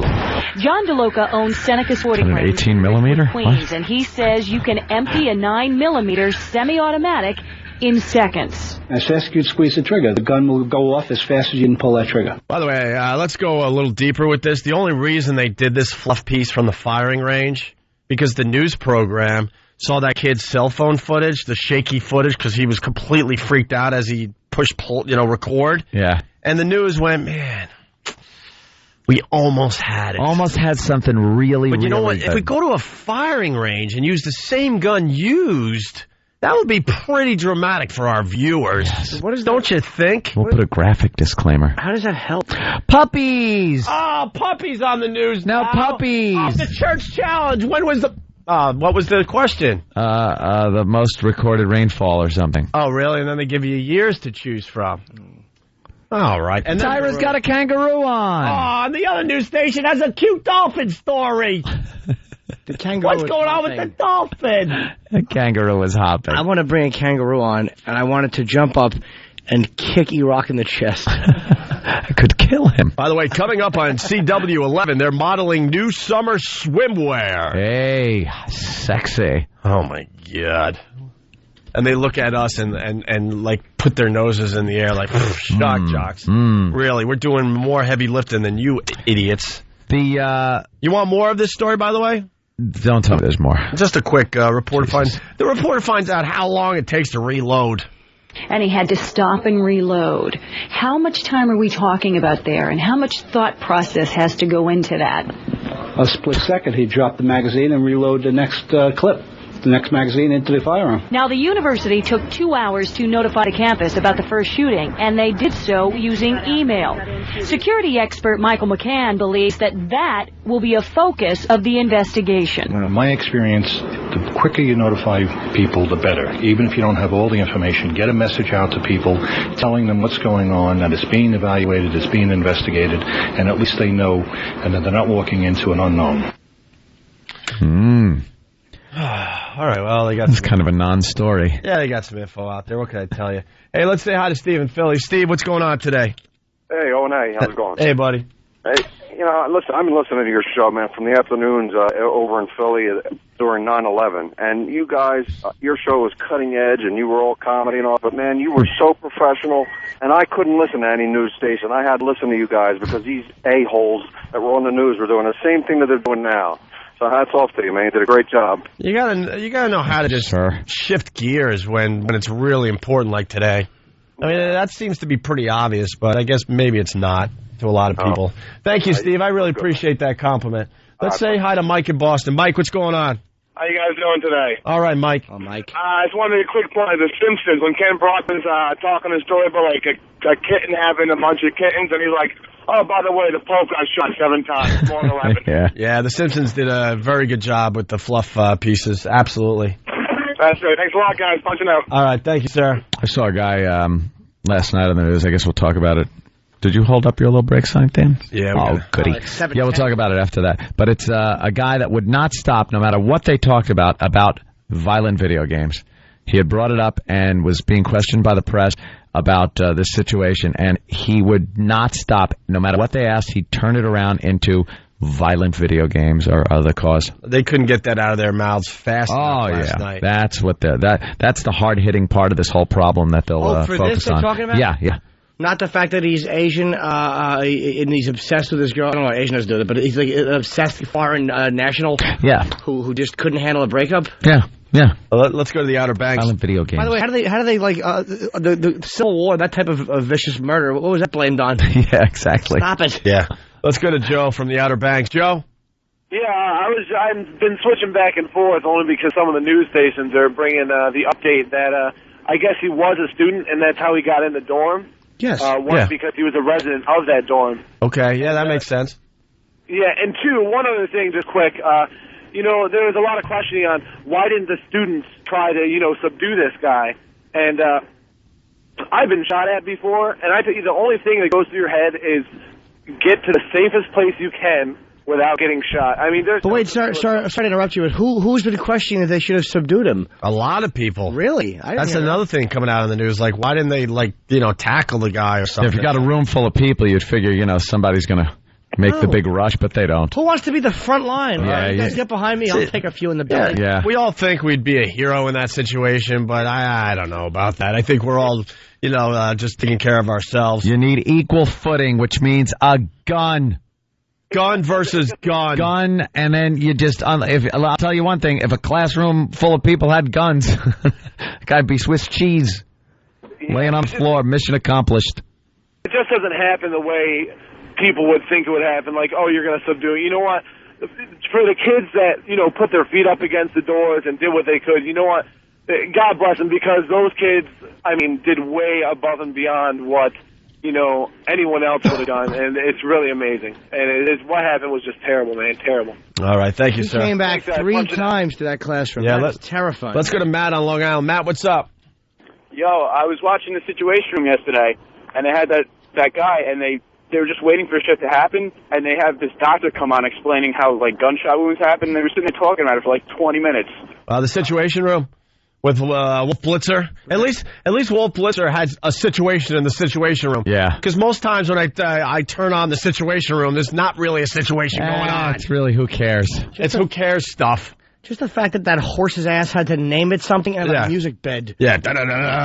Situation Room. Wolf. You can't have a situation every day. That's why that doesn't work. We have a situation. We could call this the Situation Room today. And hopefully by the end of the week, we'll be doing poopy humor again. Sir. Thank you, Matt, now that he listens to himself. All right, let's take a break. We'll continue. Yeah. Thoughts and prayers. You know, we could touch on a couple other things. The Richard Gere story is pretty interesting. Yeah? Yeah, India is pissed. Can you get the Richard Gere story? Do they worship gerbils? It's even... Nothing on that? All right. Wasn't a great joke. No, that is pretty good. Okay. It was kind of corny. It was a little hacky and old and dated. All right, I'll accept that.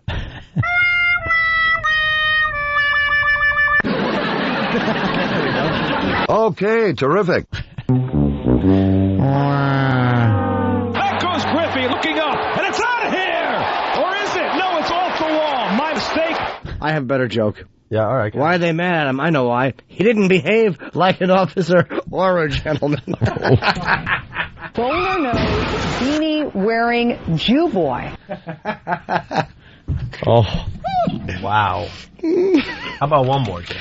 Hold on a minute. Because he said he just had to kiss that pretty woman. No. Oh, my, I tell you something. How did that not go in? I know why. Because the first thing he did when he got there was he raped a hamburger. I was only joking. Yeah, there you go. Oh. Sometimes I'm a bad boy, yeah. Yeah, sometimes. What a dope that guy was. I'm a bad boy. No one believed him. Dude, From day one, no one believed him. He never had sex with her. He just flung it at her like multiple MiGs as she drove by. Hit the windshield. All right. It's Opie and Anthony. Hear what everyone else is talking about. O&A, uncut and live, continuing the show on XM Satellite Radio, starting at 9 a.m. Eastern. Visit xmradio.com to subscribe. It's the Opie and Anthony Show. The virus is spreading. Opie and Anthony! Hey, you're checking out the Opie and Anthony Show. Excuse me. What was that? Little phlegm? Yeah, a lot of us got sick from the Vegas trip. The O&A virus spreading across America and spreading throughout my lungs as we speak. Jim Norton's going to be leaving us again this weekend. No, I'm with you for Friday, though. But I'm here Friday because I'm only doing... Friday. You're here? Yes. And Friday night I'll be up in the Hukilau. Chicopee, Mass. Ugh. Why is it called Chicopee? I don't know. We lived up there, and I always thought to myself, that could be the silliest name for a town. Sounds like an Indian tribe. It's awful. Chicopee Indians. I don't know. What do I know? Thai restaurant I'm doing, whatever. 2 shows. What is this? What? I'll be selling my new Frunkish shirts. Yeah, the Frunkish shirts. They went over well at the show in Vegas. The Frunkish shirts, the brand new Jim Norton T-shirts. We should try to find the silliest town name in America. Can you beat Chicopee? How about that, people? Can you beat Chicopee? Blah, blah, blah, blah, blah, blah. All right, let's say hi to Ron. Ron, what's going on? Hey, how you doing, Opie and Anthony and Jim? Love you guys. I got XM radio on my work truck. Now you're on. Thanks, Ron. I wanted to make a comment about the violent video games. You were saying it's exactly true that your hand-and-eye coordination for shooting a weapon will be excellent, and also you will be able to learn how to get away with 4 stars. And I believe that's a very serious thing. There you go. He was making a little Grand Theft Auto joke. All right, thank you, sir. Let's go to Dennis in Philly. Dennis, what's up? Yo, what's going on, boys? Hey. Yes, I'm driving to work. We just got those Bud Light live reads in Philly recently, which we all love. But advertising Bud Light in the morning is I'm the only one that thinks that's insane. What? It's part of a complete breakfast. You have your cereal and toast, juice, and a Bud Light. You know what, though? It might sound insane at 6 in the morning, but you know what? After the day's over, right? Subliminally, you're going to be picking up a Bud Light, and you're not even going to know why. I got a fridge full. Because I go home, pop one open. Because we put the thought in your head in the morning. That's how we work. All right, Dennis, thank you. All right. Good observation. Hey, we got the girl from Sexy Estate on the line. Thank God, thank God, thank God. Thank God, thank God, thank God. Anyone else think about this yesterday when the whole shooting thing went down? Oh, yeah. got to explain for this side of the show. Yesterday over at XM, we had this girl, Jenny, and this guy, who cares what his name was? Jenny. Vince, all right. Jenny and Vince called up, and they wanted to play a little game we like to call Sexy Estate. Yep. And basically, they do the deed, and then we decide if it's sexy enough to be called Sexy Estate in America. Yeah.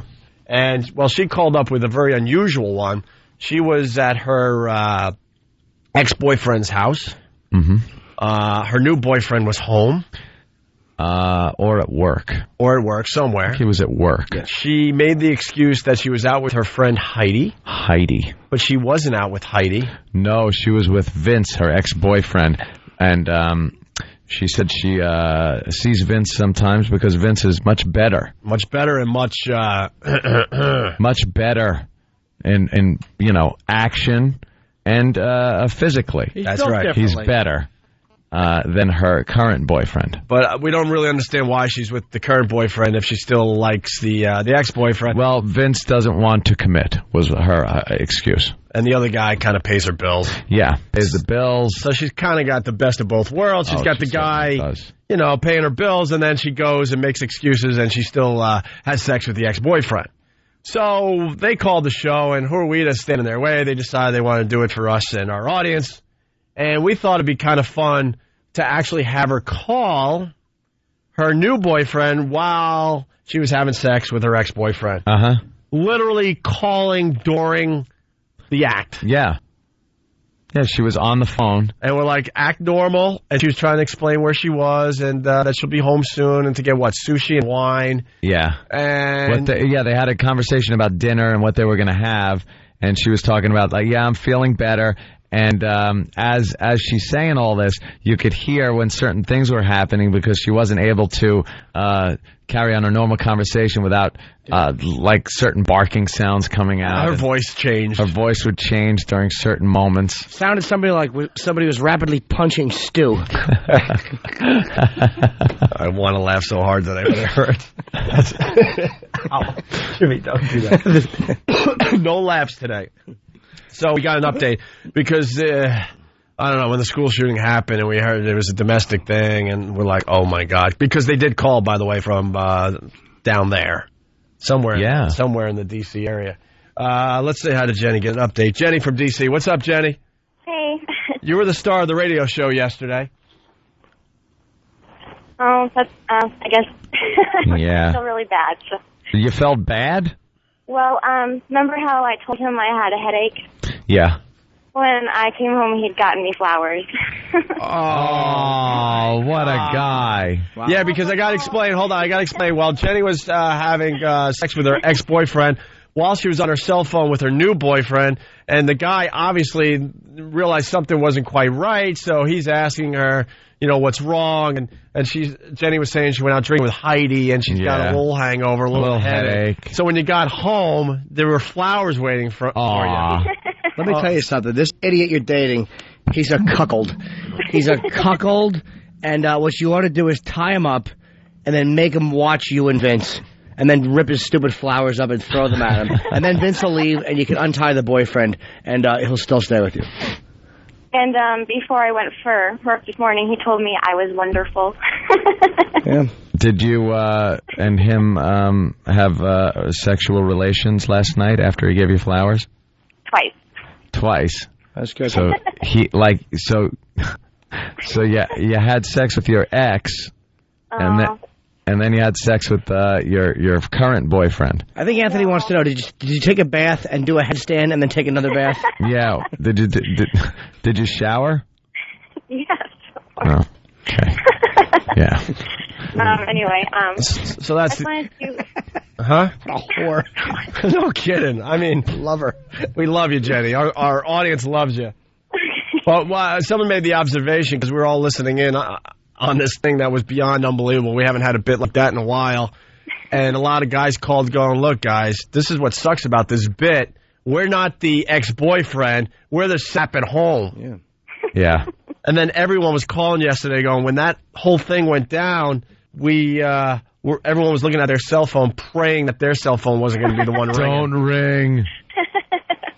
No, he doesn't listen to the show, so I know he'd be all right. So he's a queer and he Good deserves thing. Yeah, see, he doesn't listen, so good for him. He thinks you're immature. Good, you're cheating on him. Ew, does he?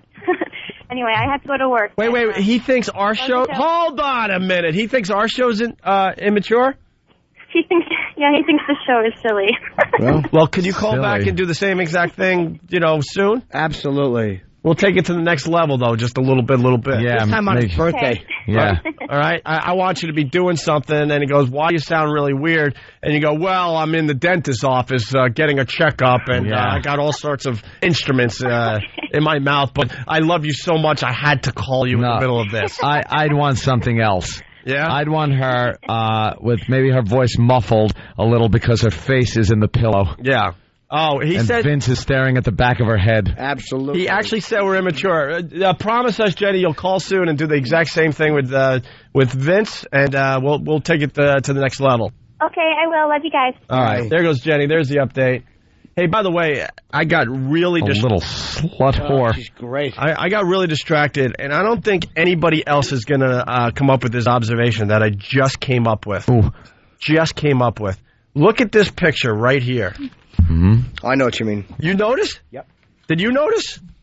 Okay, you go to the Daily News, or the New York paper. It's on the front page of the Daily News. Oh my God! It's a picture of one of the students being carried out by 4 officers. Okay, they got each guy has a leg, and then each guy has an arm. He's the guy in the red shirt, really bloody legs, really bloody abdomen.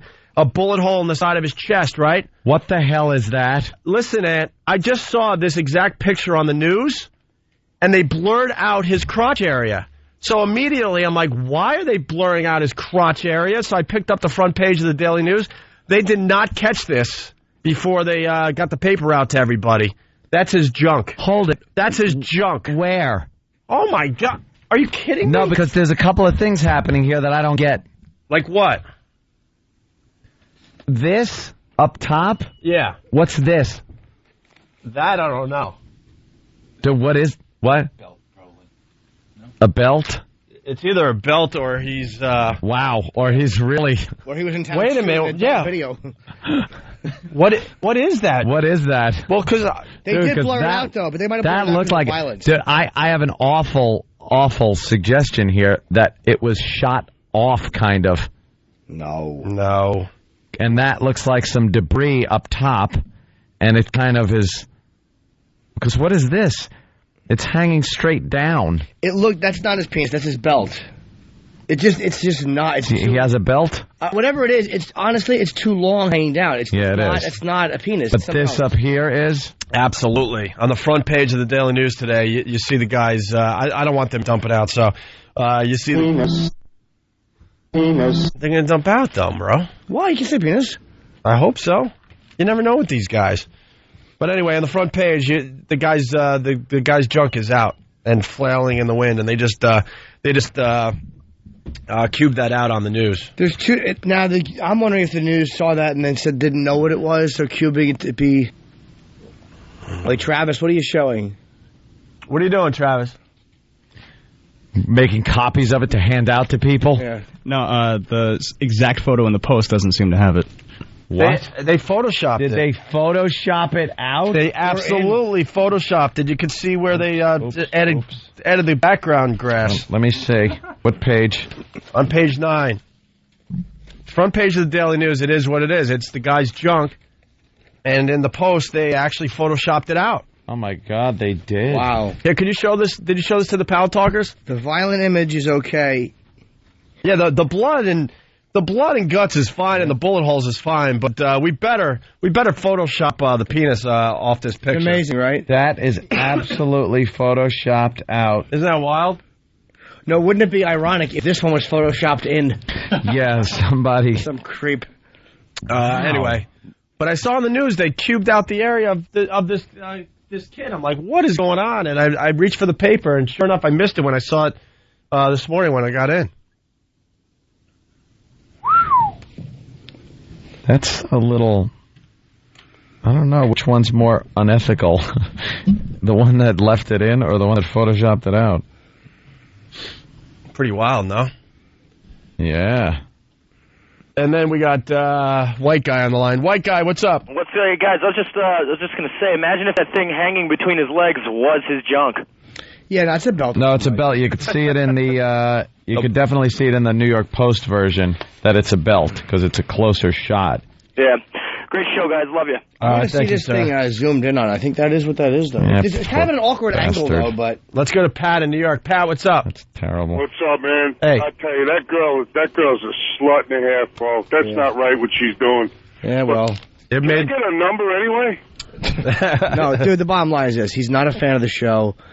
Yeah, if he was a fan of the show, then we would tell Jenny to stop immediately. Cut the malarkey. But the guy called us immature. He has no idea what his girlfriend's doing. We broadcasted the whole thing for everybody over at XM. Rob in Jersey, what's up?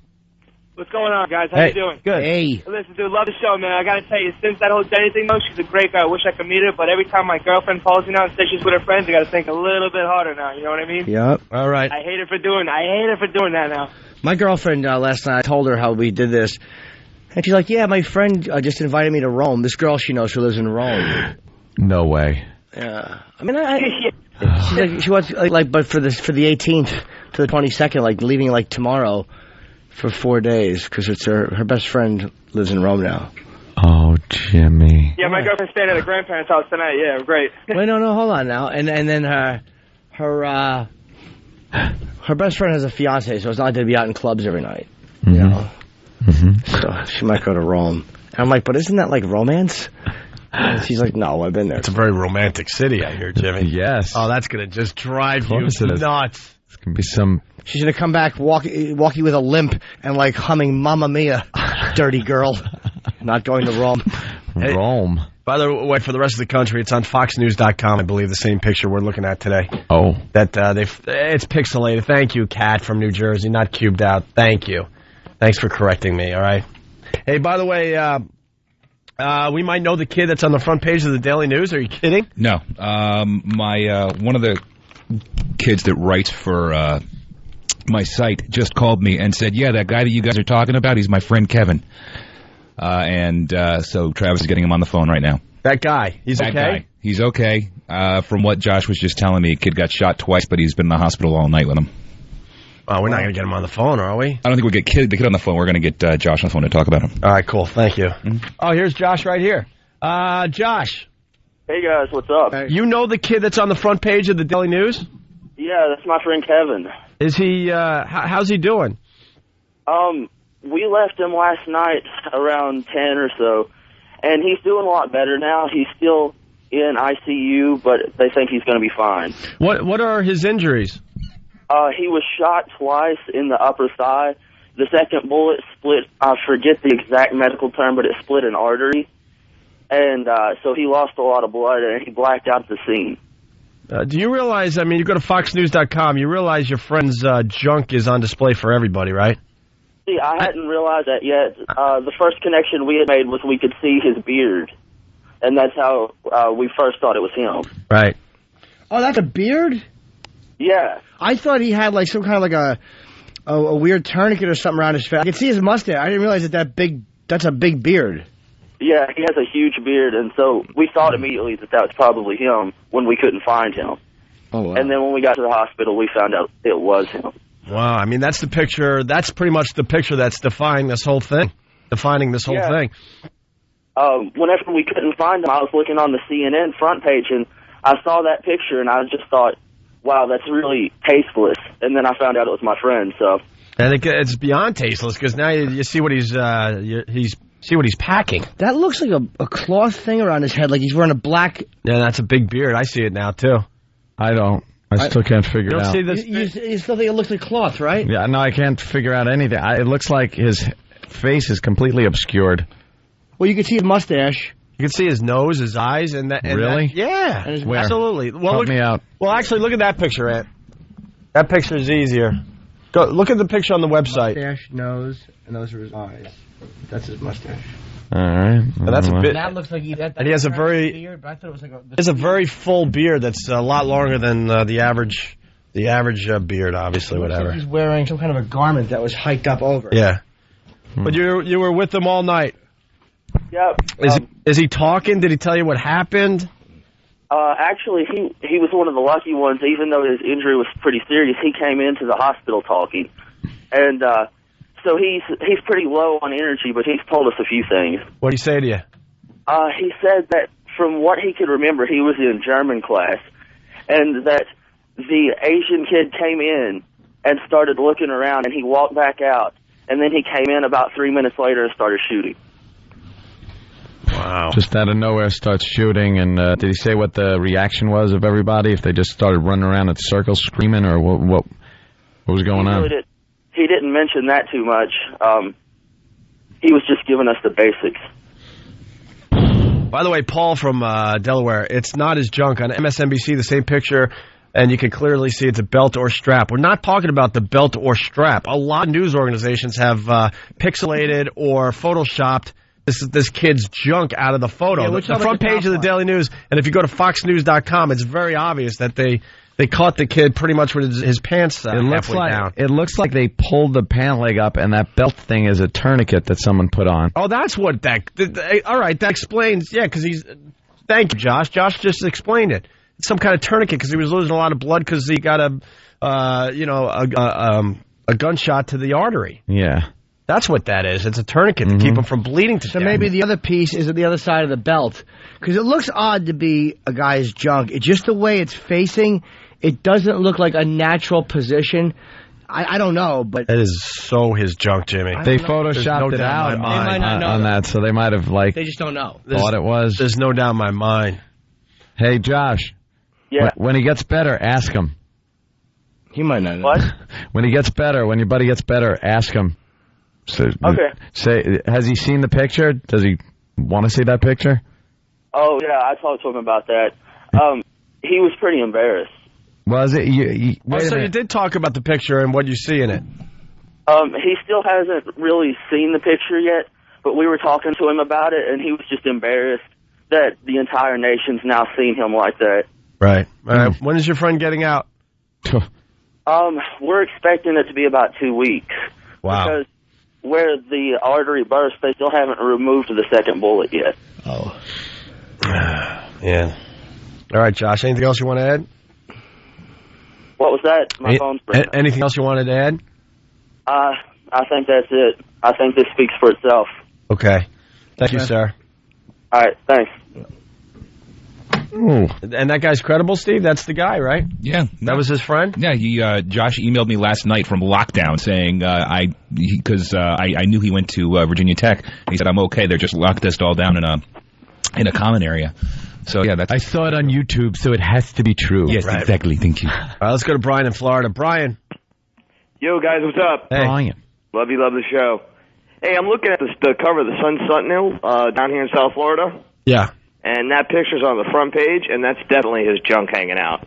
Yeah, I think... I mean, it's clear as day, dude. Well, the Post definitely said... the Post realized, and they photoshopped it out, but the Daily News here in New York, front page, you could see it clear as day. Yeah, go to sunsentinel.com, because it's on the front page of their paper. It's a huge picture, and it's clear as day. All right, thank you, sir. Have a good... Let's say hi to Melissa in Buffalo. Melissa. Hello. Hey. You guys were talking about how, all these news organizations are doing the fluff pieces and everything because in light of this Virginia Tech thing. Yeah. I just wanted to point out that you guys are overlooking one very important thing that's going on in your city. What's that there, Melissa? Your Islanders are in the Stanley. Oh, what happened to her phone? I think she was... What happened? I think I heard what she was saying. What happened? What was she saying? Your island...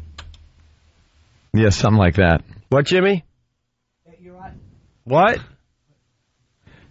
I don't know. I didn't hear. Congratulations to the Sabres. Are they winning or they won? They're up 2-1. You know what? I did one more game and it's 2-2. Or 3-1. Depends on how you want to slice it. All right. Why don't we take a break now that I'm sad? Oh, honey. We got the Richard Gere story. This is sexy. This is an unbelievable story. And we got the audio of the belly dancing story they had to do today. Great. So we'll try to get that on before we move on to the other side of the show. It's Opie and Anthony. It's the Opie and Anthony Show. The virus is spreading. Opie and Anthony!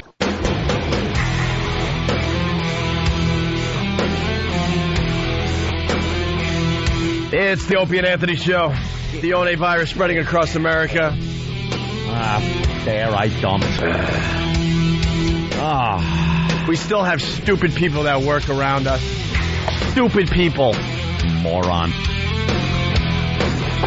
God. Our phone number, 1-866-313-FREE. That's 1-866-313-FREE.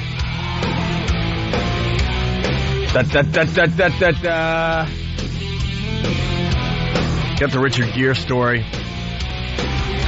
Listen to this one. This actually is a very, very, very, very, very, very big deal in India. Actor Richard Gere stirs up some bad publicity in India. Gere kissed Indian actress Shilpa Shetty several times at an event to promote AIDS awareness. The two have been ruining a safe sex campaign that's ongoing there. India has the world's largest number of people living with HIV. Yesterday, mobs of men burned an effigy of Gere and kicked the smoking remains in the city of Kanpur, saying what he did goes against Indian culture.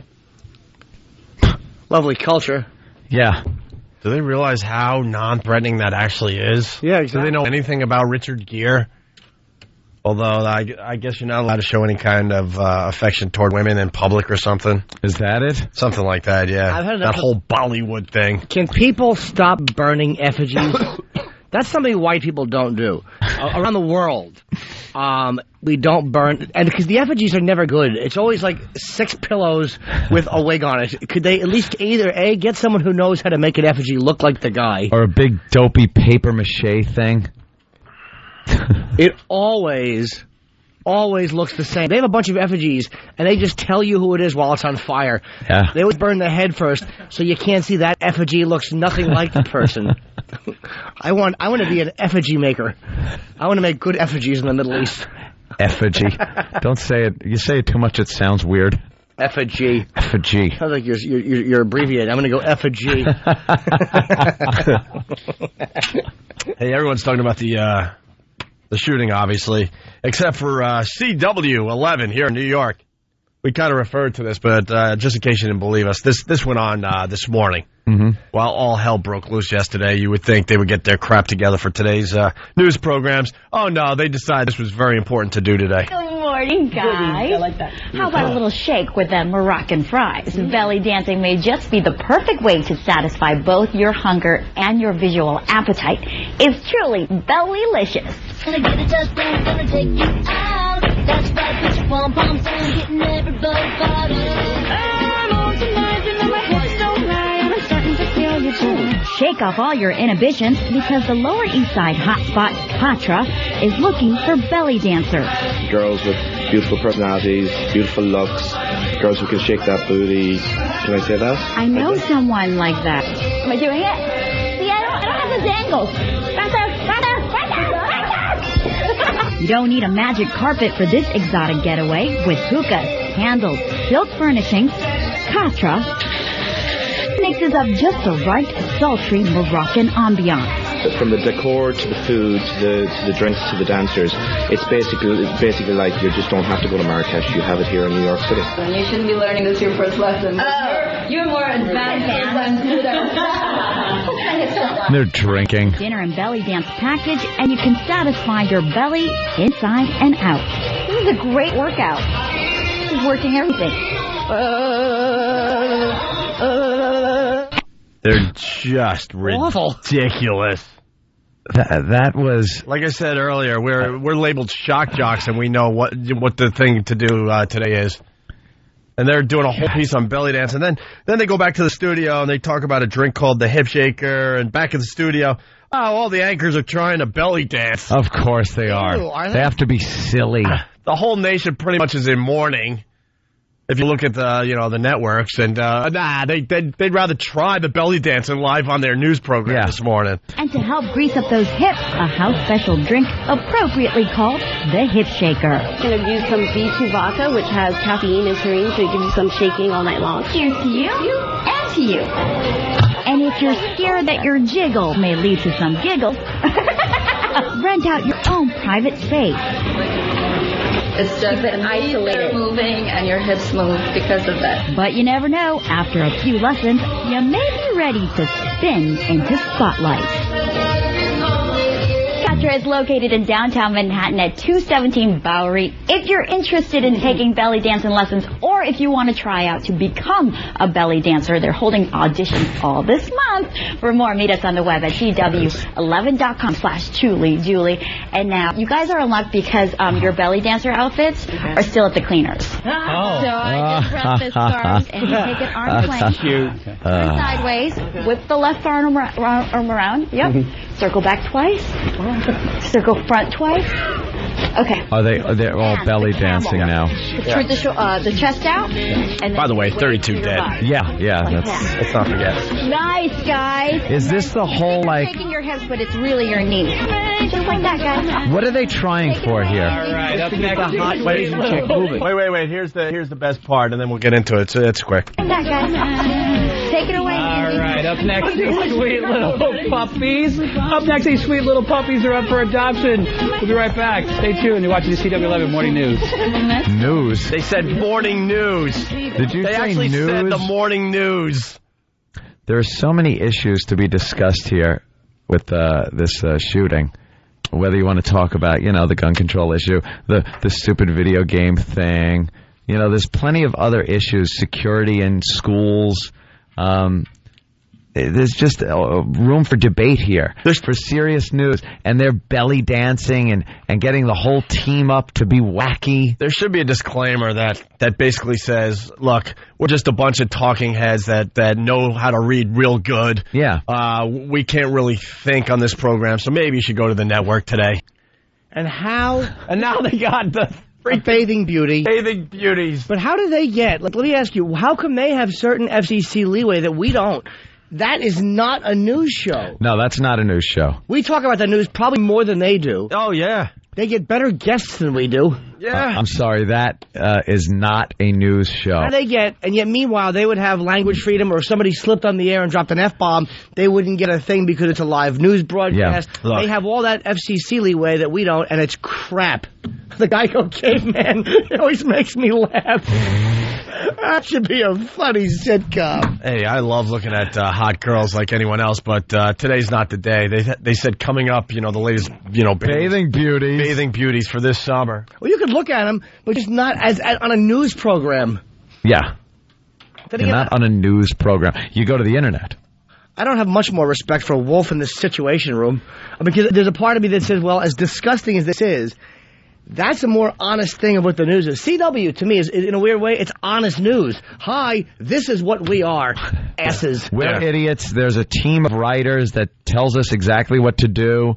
We didn't make up this belly dance thing. They told us to do this. Oh, but they next time we screw up, they can't wait to tell the whole world how awful we are as human beings and insensitive and stuff. And they're doing belly dancing stories. Let's say hi to Brian in Virginia. Brian, what's up? Next time we screw up. Hey. Yeah, I just, I don't know if you guys put this out or not yet, but at the end of the day, how ridiculous is Hillary going to seem if she talks to those Rutgers girls about their hurt feelings? Oh, sure. Thousands of kids would probably know somebody got shot yesterday. Yeah, Hillary's in a tough spot, that's for sure. She'll be okay. No, here's what she'll do. And you know what I'm said to us or about us has affected our lives. No, we'll never be the same. Yeah, great. I got to now take a plane to Virginia. Goodbye. Busy. Goodbye. That's the reality of it. I mean, come on. Who's thinking about the Rutgers women's basketball team now? Listen to Mike and the Mad Dog. Goodbye. And I say this today to Reverend Al Sharpton.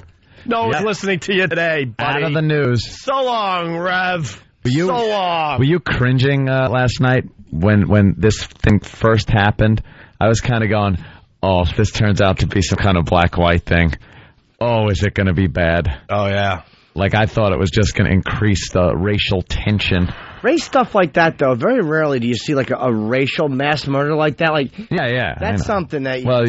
Colin Ferguson on the Long Island Railroad was one of them. You definitely see it, but something like that to that extent we've never seen before. That's why it would have been such a huge racial event if it was white guy at a black school or black guy at a predominantly white school.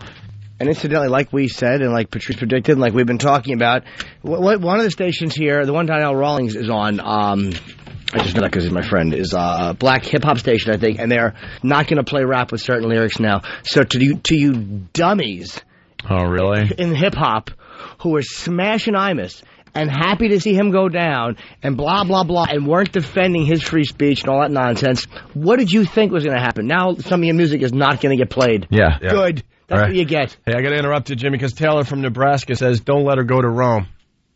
Why, Taylor? Because it's just like you going to Brazil, man. No, it's not. Oh, no. Oh, boy. Yeah. I had to tell Jimmy that today.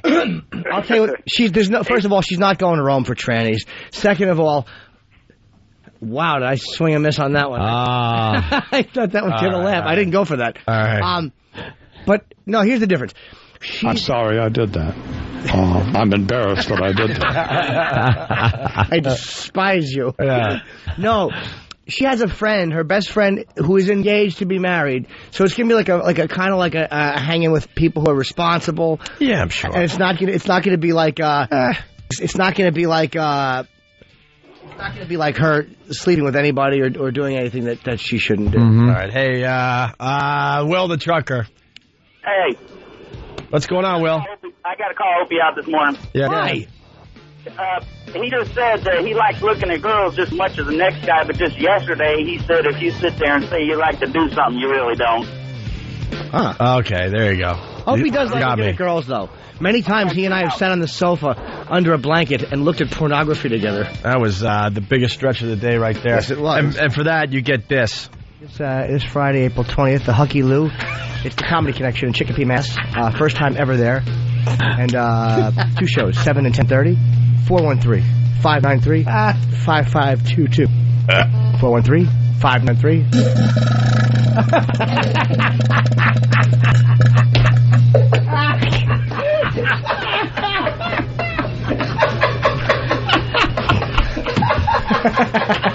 Oh, is that awful?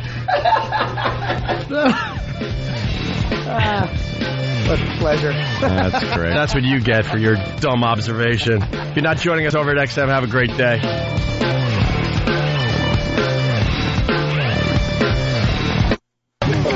It's the Opie and Anthony Show.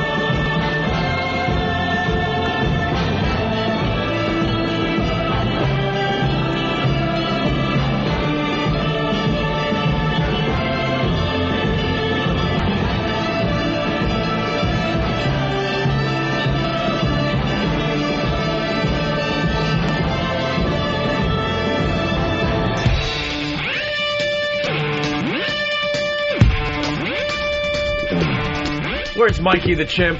Is he here I yet? don't know. He's supposed to be here at 9:30. All right, Mikey the chimp, an actual chimpanzee, will be in studio. I told my girlfriend. In moments. What? I told my girlfriend, he's not going to remember me. And she's like, stop trying to get yourself ready for a disappointment. I'm like, that's just what I'm doing. Because he's going to come in and not be all nice. Because when you saw him the first time, he would grab your hand, you're saying, and walk you around. As every chimp does when it loves a boy. But you don't want him to come in here and just kind of look at you and, growl? How do you know if he even remembers you? How do you know if a chimp knows you? They might, because I'm going to say this, for smell, like dogs recognize your smell, so I imagine chimps can do that, I'm guessing. And also, I mean, they're like... Was it just one day years ago, though? It was a couple years ago for one day, yeah. One day? Yeah, but, I don't know. He might. She seems to think he will. All right. We'll get into that in a little bit, but we got the Virginia Tech president doing a press conference. To move forward. We're here this morning to provide you with the latest information involving the tragedy yesterday.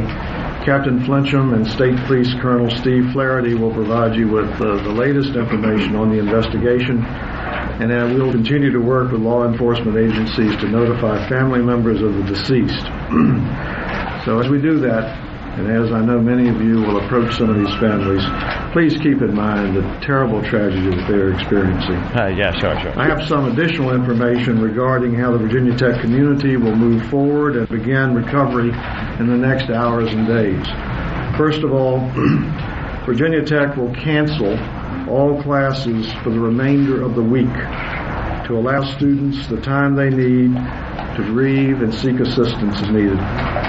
The university will reopen administrative operations beginning tomorrow, Wednesday, April 18th, understanding that some faculty and staff may wish to take additional time off this week to cope with this tragedy and to deal with their fellow colleagues and friends. We ask individual employees to communicate with their supervisors of their schedules for the balance of the week. We will close Norris Hall for the remainder of the semester. Staff are currently working to arrange alternative locations for the classrooms and for faculty offices. Counseling and other resources are available for students, faculty, and staff, and students may receive counseling at McComas Hall, and counselors will be available for extended hours.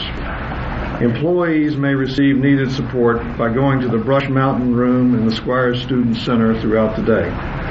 Now, as you know, the university will be holding a convocation this afternoon at 2 p.m. in Castle Coliseum. This is the first time the university community will come together since this tragedy has occurred and to share our collective sorrow. President George Bush and First Lady Laura Bush, Governor Tim Kaine and Mrs. Kaine, members of our Board of Visitors, members of the clergy, our stewards, and poet Nikki Giovanni are going to share some messages of condolences to the family and friends of victims and words of hope to all of us as we move forward. Again, we want to encourage all the members of the Virginia Tech community to attend. Should the Coliseum be full, the event we hope will be broadcast. Did they give out any pertinent information? Not yet. This is 25. I know that the Virginia Tech community and certainly the world at large continues to struggle with these horrible events. Get the cop on. And we hope that some of the steps that we're taking today and in the coming days will help that healing process. Thank you. That was it? Bring the cop on. The guy that doesn't answer anything. I'm Chief Wendell Flincham, Virginia Tech Police Department. We have new information to release concerning the ongoing investigation into Monday State. Here's what I want to hear. State, local, and federal investigators worked through tonight collecting, processing, and analyzing evidence from within Norris Hall. I would like to take a minute to recognize the outstanding professionalism. Why do they do this? It's like an awards show.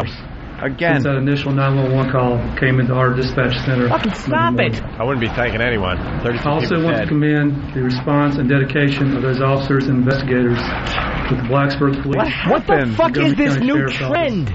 State Police, FBI, and ATF, along with other local jurisdictions. FBI. Based on their hard work, we have been able to confirm the identity of the gunman at Norris Hall. And it is? That person is Cho Song-Hui. Cho Song-Hui, I knew it! 23-year-old South Korean here in the U.S. as a resident alien. Cho was enrolled as an undergraduate student in his senior year as an English major at Virginia Tech.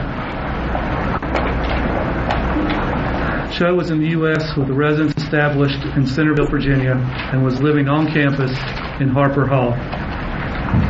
A 9mm handgun and a .22 caliber handgun were recovered from Norris Hall. Ballistic tests on the evidence seized from Norris Hall and the West Ambler Johnston residence hall scenes were conducted at the U.S. Bureau of Alcohol, Tobacco, Firearms, and Explosives lab in Maryland. And?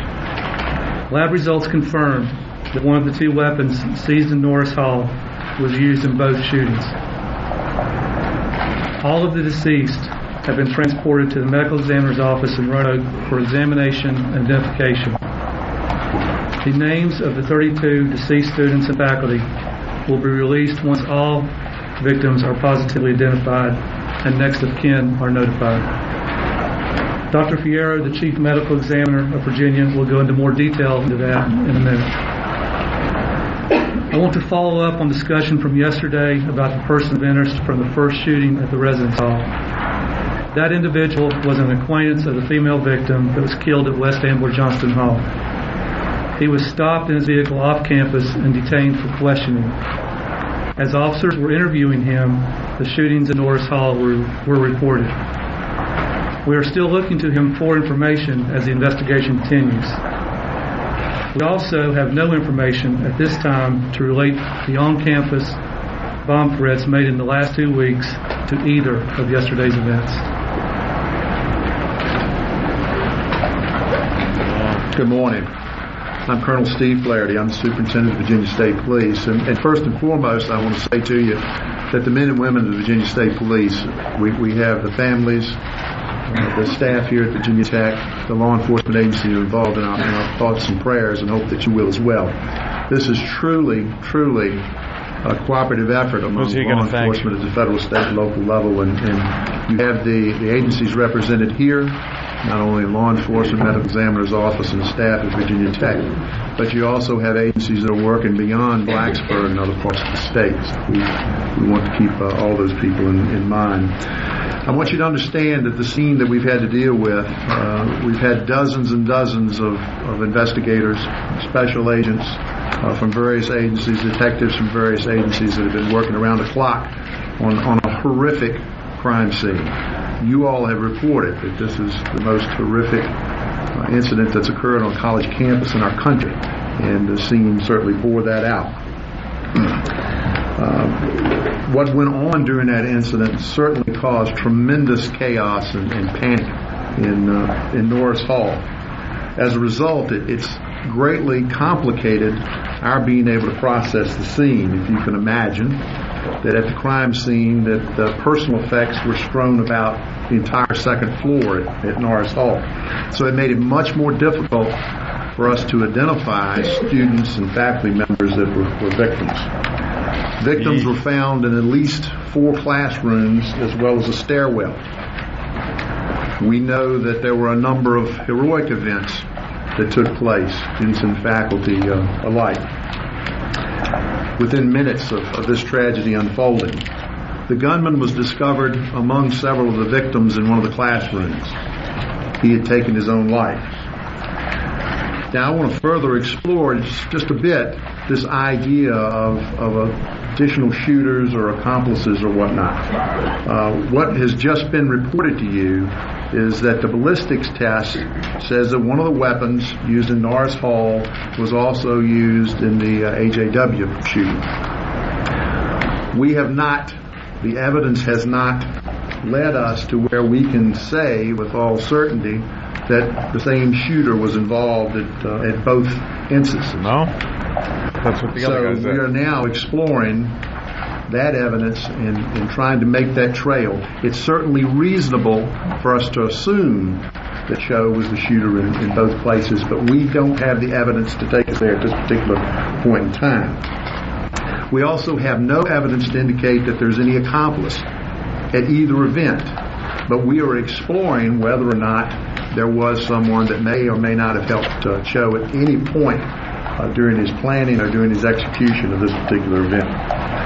What we are doing very carefully, very meticulously because, quite frankly, we have the one chance to get it right. So we're working very hard to make sure that the information we bring you is absolutely accurate. Thank you.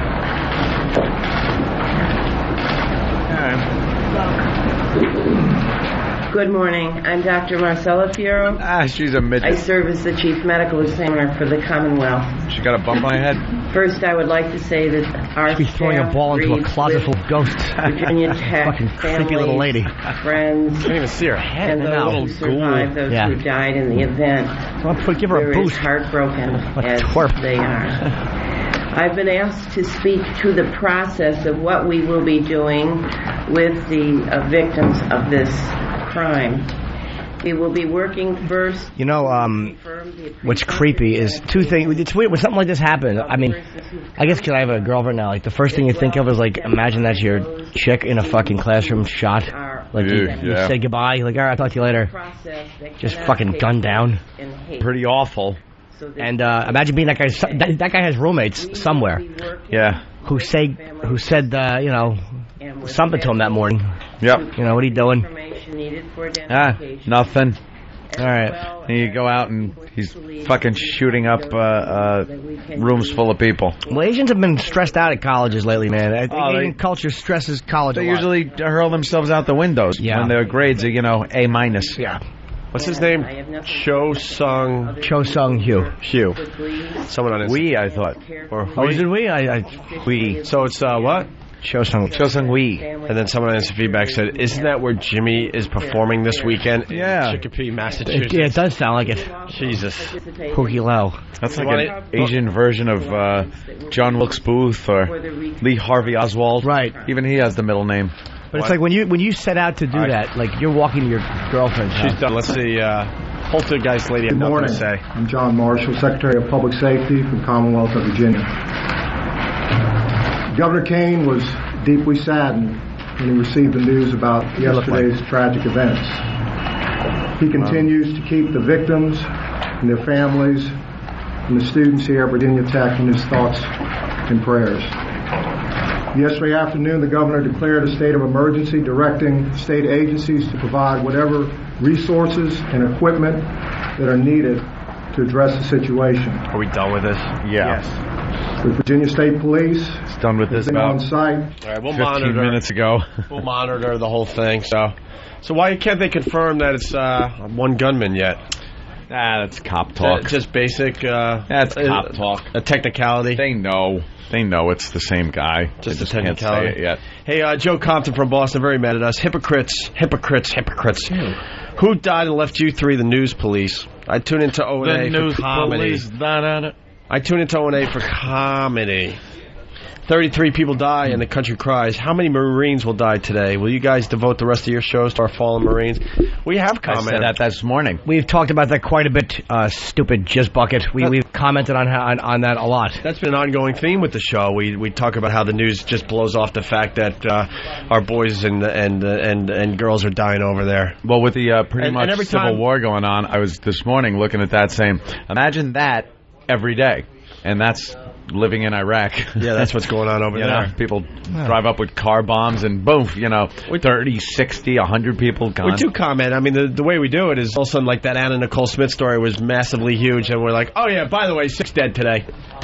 We do it all the time. And the reason we are not the news police is because when this show was removed by the from the airways, those dummies got it wrong, did what they wanted, and didn't check facts. So there's a particular hatred we never of the media, which has not lessened in the 2.5 years or whatever since the show's been back on. Yeah, we never forgot it. Look what they did to Imus, too. I mean, hatred of them. Same shit.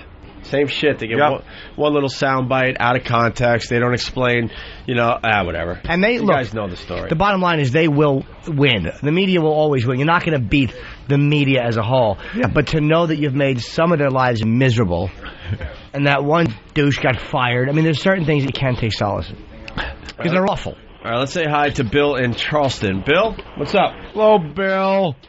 Guys, love you, love the show. Yeah. And if I wanted to listen to this bullshit, I would turn on Fox News, NBC, ABC, or anything else. I want to listen to you guys for comedy. You got to realize, though, dude, one reason we're playing that is because it is a live thing, and we're not that out of touch that we're not going to play it. And there are people who might be driving and listening to the show, not knowing it's on. So, kind of as a courtesy, we play it. We got 5 hours a day. Yeah, and we don't want people just to go somewhere else for it. If we can give it to them, that was a few minutes. Get over it. You guys you have 5 hours a day. I don't get 30 some of these minutes listeners worth of ever. walkover hiatus or whatever. 30 minutes worth of old bits and old pieces and everything else, and probably an hour worth of commercials a day. You don't get commercials if you listen on XM Star. You get bits. And I guess you're just not satisfied with the service, so you should just cancel, I guess. Yeah, what do you want us to tell you, dude? I don't know what to tell you. We played the news conference. 32 people. Shut up. 32 people got shot yesterday.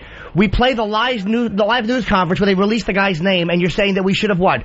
Done a bit? Like, I'm not saying that it's wrong to be funny today, but it's like we played the conference as it happened. We've had some comedy. But, like, what do you want, dude? How do you fucking win in this situation? And we have a chimp coming in. We do a live show every day. And there's a group of listeners out there that expect way too much from us. Yeah. We're responsible for officially 6 hours of programming a day. Of course, the last hour is mostly some old bits lately from the WNEW days. Yeah. People assume, like, if we don't carry the news conference, we just have a hilarious bit just ready to go. Hilarious. Or if we decide that we need to replay that Jenny and Vince bit, because we figured it was really hot yesterday and a lot of people haven't heard it, and because we got the update on the first half of the show that it would be very smart to replay it on the walkover, but it was a little long, so people are bitching about that. What do you want from us? We can only do a certain amount of new material every day. We're responsible for 6 hours a day.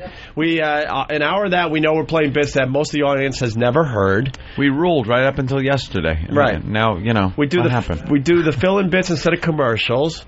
We do sometimes a longer bit on the walkover to settle in, or because it makes sense. We throw on a news conference because we think that'll entertain the people a little bit or keep them informed.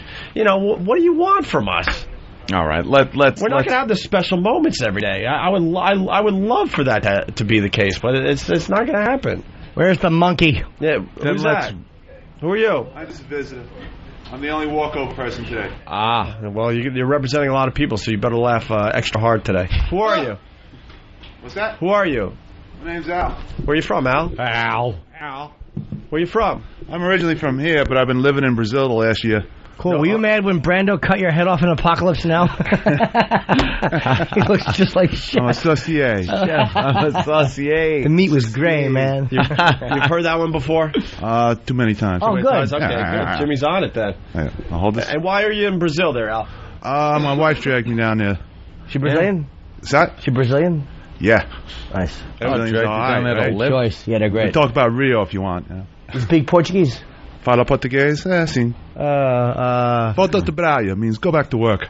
I'm a boss. I love, how's it? Abre a boca. Wait. A boca? Yeah, the mouth. But whenever they piss in your mouth in Brazilian porn, it's like, abre, how do you say open? Abra. Abra boca. Or abra boca. It's sucking so hot. Abra boca. Abra boca. Open your mouth. Did you just try to say that this is from Brazilian porn? Yeah. Yes, they could spit in your mouth. All right, we'll go with it. Or piss in your mouth. Oh, no, I never had a girl say that to me. Like, I don't know what boca means. I'll go with it. I'd wind up in Florida with an old Jewish lady tinkling on me. But, no, I watched some Brazilian stuff. That's fucking hot, man. Abra boca. Wow, so she dragged you down there? Yeah, we bought a ranch down there. We have cattle and stuff. How much was that? Like nothing? 150,000 American. 150,000 for how much land? 70 acres, 3 houses, cows, horses, all that crap. That's hysterical. And you have satellite TV, so it's just like being in America. So look at that. I brought my satellite radio down with me. Doesn't pick up in South America. I heard about that. Online you can get it though, right? I'm sorry? Online you can get it on a computer. Or DirecTV. Yeah, I download it. They probably have DirecTV down there. This is like the last thing on my list before I go back was to stop by. Yeah, that's pretty cool. Man. What part of Brazil? 8 hours north of Rio. It's called Minas Gerais. It's cow country. It's like Tennessee up there. But is it like I worry when you're in Rio, man? It's dangerous. Like there's a lot of obviously the favelas and all that stuff. Really bad projects. It's really Wild West out there. It's great. Do you have that where you are? Like that type of poverty? It's like real farm community. It's once you get out of the cities, it's different. Those favelas, they're the things that ring around the cities. All the rich people in the middle, and on the outside is favelas. and they're sort of like, it's a big gang thing down there. It's the gangs mixed with the politics, because well, they burn buses on you and stuff like that if you're on the bus. So nice place. It's a lot of fun. Drug dealers run fucking the cities, man. Yeah. Are you ever scared? I lived in South Central. I used to work in the South Bronx. It's all the same. How do you what? You just decided to leave the United States? Yeah. Yeah. I move around a lot. I like to do stuff, Wait, did you my meet wife's idea, though. Did you meet her here or in Brazil? Yeah, I've been married to her for like 10 years. Well, why did she want to go to Brazil? Did you explain that? We got thrown out of Hollywood. For what? She was perceived as an anti-gay remark, and she was working in the business over there, like the music business. And she said, and she got fired, and she got blacklisted from everything. What was the anti-gay remark? I don't want to reveal who the act was. Okay. But like, she was doing styling, and one of the guys who was an assistant, who was a gay guy, he walks up, he goes, "Do you think her husband has a problem with gay people?" She goes, "I don't know. He might. I don't know." And she just left it at that. The guy went back and told the star that my wife hated gay people, and said that your husband hates gay people. So they fired my wife and gave that guy her job. Wow. So, and we haven't been able to get a work out there since, so we said, fuck this, let's just go find a place real cheap. We sold the house, made a big profit, went down there, and now I'm living like a cowboy. It's all right. $150,000 for all that land down there, man. They said we paid a lot. Really? Yeah. Is it new or is it old property? The place is like 300 years old. It's 300 years old. But it's gorgeous. It's still in good shape. Yeah, it's pretty good. You can put your fist for the wall because it's like graham crackers now. It's like, but yeah, is it bugs, nice. Roaches and shit? Was that? Is it roaches? Roaches. Oh, these are the problems. We got scorpions and snakes and anteaters and monkeys and. You got fucking aardvarks attacking you? Yeah. How awful is it to be attacked by an aardvark? Some fat creep with a long nose fucking sniffing at you. No wonder it's so cheap. Yeah, here. Oh, yeah. It's like you get eaten by bugs and shit. I'm just so glad to be up here so I'm not being eaten. I have like welts all over me from ant attacks and hornets and... hornets? There's a lot of bees down there and shit? There's everything down there. It's like nuts. It's what's like, the ant attacks about? Are those the dangerous ones? You just stand on their road. They make a road like miles long. Yeah. And they're like a stream. It looks like a highway you're standing on. And you stand out. They go right up your leg and down your pants and all they out go the right pants. for you, right? They eat you the whole time. Yeah, I've seen that on the Discovery Channel. Yeah, I just got the heebie-jeebies. They go right for you, man. Like the ants in America, they might all of a sudden get on your shoe, whatever. These things are aggressive. No, they'll all pack up and say, like, if it's like they don't like it's too dry there, like 10 trillion of them will just get up and eat their way to the next town. And you see it. It's just a line of ants going for miles, ants everywhere. They eat everything. It leaves like a moonscape. Can't you just fucking step on them? I would fucking tap dance all over that little army. There's so many. Trillions of them. Well, just run. You got to pour gasoline in trenches and light it on fire and kill them by the billion. Really? That still doesn't really do it. Big ant holocaust. How about if you put up a sign that says ant treats and then put an arrow one way to send them to the left? Ant treats. You spell it wrong. You put like one of the letters backwards because that's how an ant would write. Just don't spell it A-U-N-T. Jesus. That's funny, actually. That's pretty interesting. That's my Brazilian adventure. But I came back up here because, I got to have some civilization once in a while. Have you spent any time in the, what do they call the termas? Is that what the what? Termas? Termas, yeah. No, I'm not allowed to go there. But I hear a lot of stories about that. Those are like the Monte Carlo, the Brazilian whorehouses. They have a thing down there called the dupla. A dupla is 2 girls for 2 hours for like $120 American. Yeah. That's like... $60 and these girls are like unbelievable. Like, these are the girls who would never get a date with up here. Yeah, they're smoking, man. That's what Patrice and Jimmy and everybody else that has come back from Brazil has said. Now, I think if your wife moves you to Brazil, you should be able to go to those places. I think so, too, but she disagrees. Well, the thing is, I saw a girl in the Brazilian... Some of these girls dance in the termas, and they make money, and you bang them for $60 American. But if they were dancing, like, in Scores or any of these places, one little girl with braces, she's probably 20 years old. I mean, literally, she could walk out with $800 American a night just for dancing in this country. Like, she would have to fuck anybody. Incredible. And at 6 o'clock in the evening, I was there with my family, so I really couldn't really do anything like that, so they know I'm cool about it. But at 6 o'clock, they all get off the subway, and all of a sudden, the street is flooded with thousands of prostitutes. Yeah. And they're all beautiful. Or they come off the beach, because on Rio, it's like Miami Beach. It's city and beach together. and they all hang out on the beaches all day trying to pick you up. You know, they're getting the suntan, they're wearing like nothing. And then come 6 o'clock, when all those things open up, all the people get off the streets, all like school children off the streets, and all the hooas and all that come like flooding into town. Sorry, I'm looking at a little chimp. You're getting Look upstaged at by Mikey. a chimp. Bigger. Look at, did he get bigger?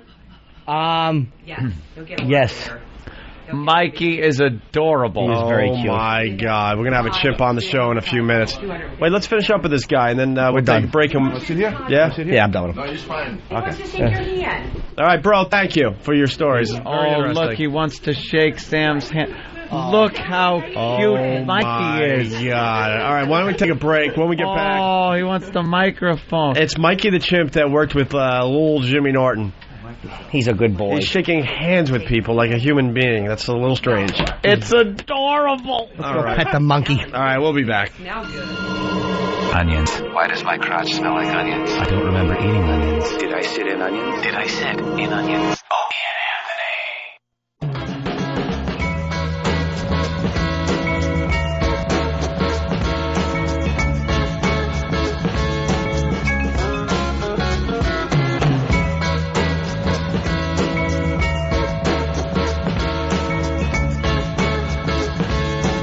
I get it, Danny. I'm a monkey! Oh, good one. Very good. It's the Opie and Anthony Show. Mikey the chimp is here. And we were just playing with him outside during our little break. He is so cute. He's great. Also, I didn't know Mick Fleetwood was stopping by today to help us out with the interview with Mikey the chimp. Ope had a Band-Aid on.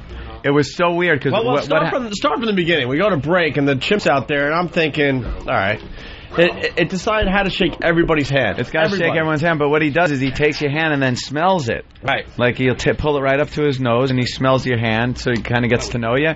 So he did that with everybody, and Ope had a Band-Aid on his hand, so he smells his hand and then sees the Band-Aid and starts picking at the side of the Band-Aid. And then he peels the Band-Aid off real gentle. Very gentle. Until...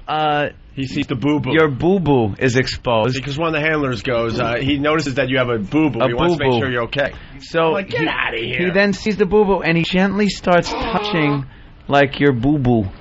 Gently touches it, and then he peeled the rest of the Band-Aid off. And then later on, Steve came over, and he goes to shake Steve's hand and smell his hand, and he noticed Steve had, like, some kind of a boo-boo on his hand. And he looked at it, he touched it a little, found the Band-Aid he had taken off of Opie, and slaps it on Steve's hand. It's Dr. Chimp. And then he went in and went over some of Steve's production work and made a few corrections that were needed. Yeah, he's in there right now editing the whole system. And actually, he's on a phone right now trying to get us guests for today's show because of this Virginia Tech shooting. Are we going to get him in? Yeah, let's go. Okay, let's bring the young fella in here. Bring little... Right, wait, Jimmy, so explain. You worked with Mikey the Chimp? Yeah, years ago. It was a pilot we did together for MTV. It was not actually for MTV. It was by the same guy that directed... I think some of Ozzy's or some of Tell Us Insomnia, and we did one episode. It was awful. Really? It was awful. But you liked your time with Mikey. Oh yeah, it was cool. He doesn't remember me, and I didn't expect him to. I mean, it's been too long. It was only one day. It wasn't like we did a movie shoot together. But you've been talking about him off and on. Yeah, because he's so cute. Now you can see the whole vibe. All right, let's bring in Mikey the Chimp. Was it a new BJ and the Bear? You go around getting blowjobs with a monkey? Yes, me and Steve. Here oh, look at him. Oh, boy. He needs some water. He's thirsty. Yeah, he's drinking water. He's drinking He's a prima donna. Look at that. He drinks... What? I said Starbucks. He drinks... I don't like the way Dan whispered that with no confidence. That was a pretty good one. He's got a little leash thing on. Yes. All right, here they come. She said he's got the power of like three men. Yeah, he's very strong. Look at little Mikey. You want to sit in a chair, Mikey? Mikey, come on up. I like the fact that he just hops up into the chair. All right, there you go. Now he's on the console. He's hanging with Jimmy. Yeah, he's very good. Oh, boy. Is this on Pal Talk? The mirror feeling. So. There's Mikey, a little... You want some water? All right, here you go, little fella. Here you go. Look at the little guy. Want some water? No? All right. No, he's got his own. Well, go ahead. Do you want to talk? Yeah, he wants your mic, Jimmy. Talk. Go ahead. I'll share it with you. Can you strap on a few extra leashes just in case? Oh, he's nervous. Fine. No, he's nice. Look how cute he is. Oh. Hey, let him run the board so the message board people can really goof on you, Ope. Wait, give some raspberries. Hey, What is he doing? He's very Mikey. sweet.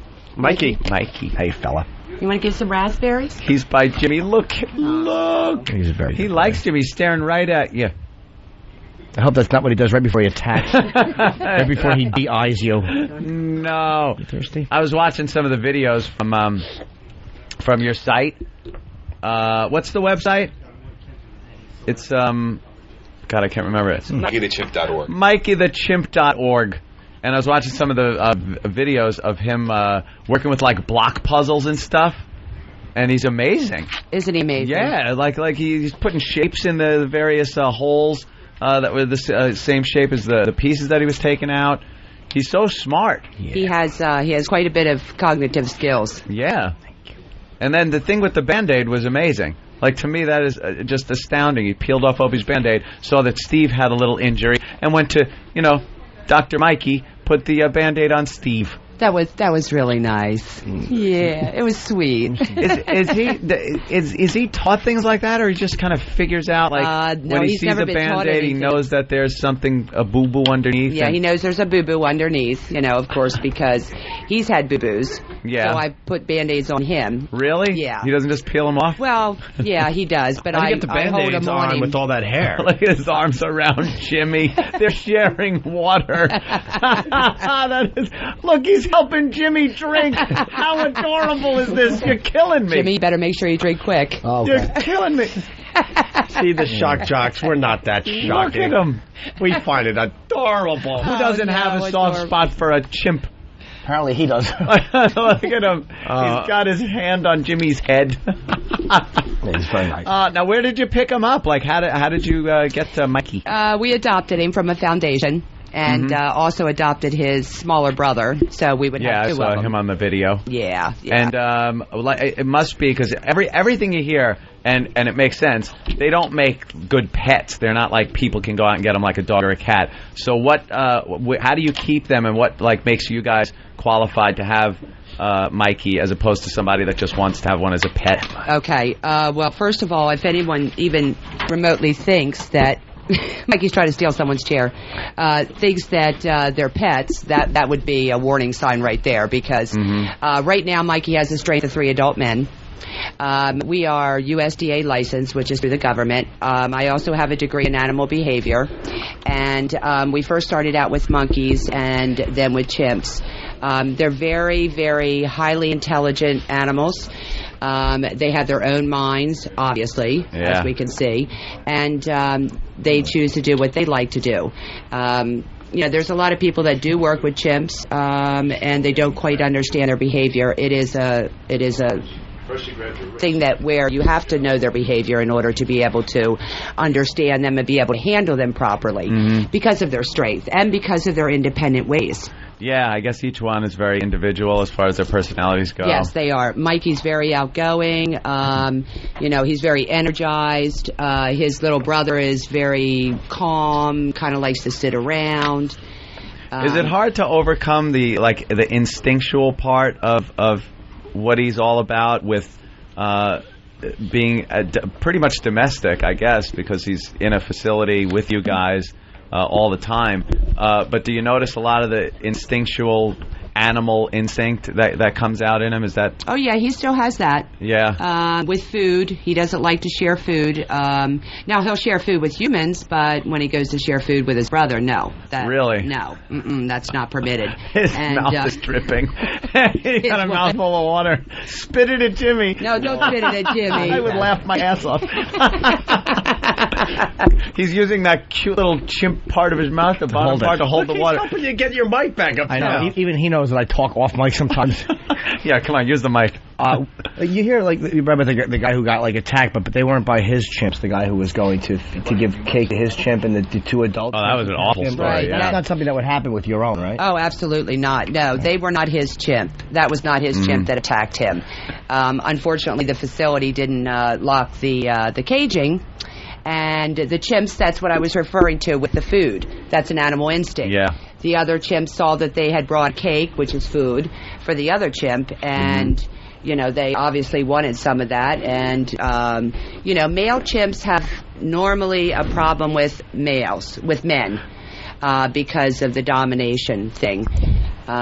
So when the man was there and he brought food, the other chimps, of course, that's two factors there that they weren't happy with. I given that cake up, would they have attacked him?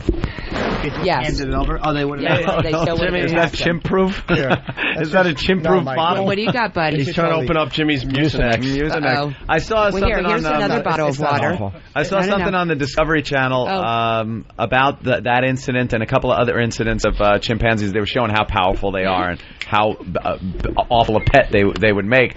And very smart. They actually were conspiring with each other to use each other's strengths to open up the gates. They figured out how to open up these gates that were holding them with their own different talents that they each had. It was amazing, really amazing. But how do you keep Mikey kind of when you have to keep him in a certain spot?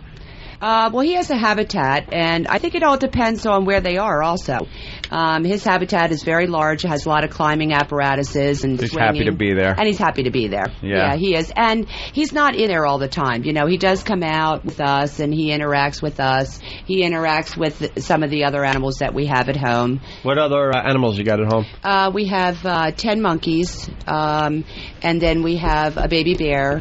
We have some birds and one reptile. So, he does get to interact with other species. What's your name? I don't even know. Judy. Judy, I don't know if we were officially introduced, but Judy was telling me that their living arrangement's very unusual. They live among the animals. Yeah, instead of having the animal at your house, house, understand that. They live at the habitat. Like, could Mikey just jump on your bed whenever he wants? No, he can't. So it's kind of like locked. That'd be interesting. You're trying to sleep and just get a big chimp foot in your face. Well, now, the chimps used to sleep with us. They used to take turns. Mikey slept one night with us, and then Louie slept the other night with us. Oh, thank you. But then Mikey would get up in the middle of the night and get into things.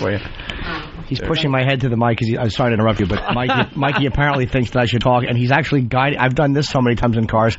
He's actually guiding my head onto the mic because I talked off mic. That is so funny. Steve, you're fired. Mike, welcome aboard. He's a big fan, Mikey. He's a big fan of little Jimmy. He wants Jimmy to talk a little more. Now he's reached out to Anthony. All right, here comes Anthony. Oh, okay. Oh, now he's going over to Opie. You're going to go say hi to Opie?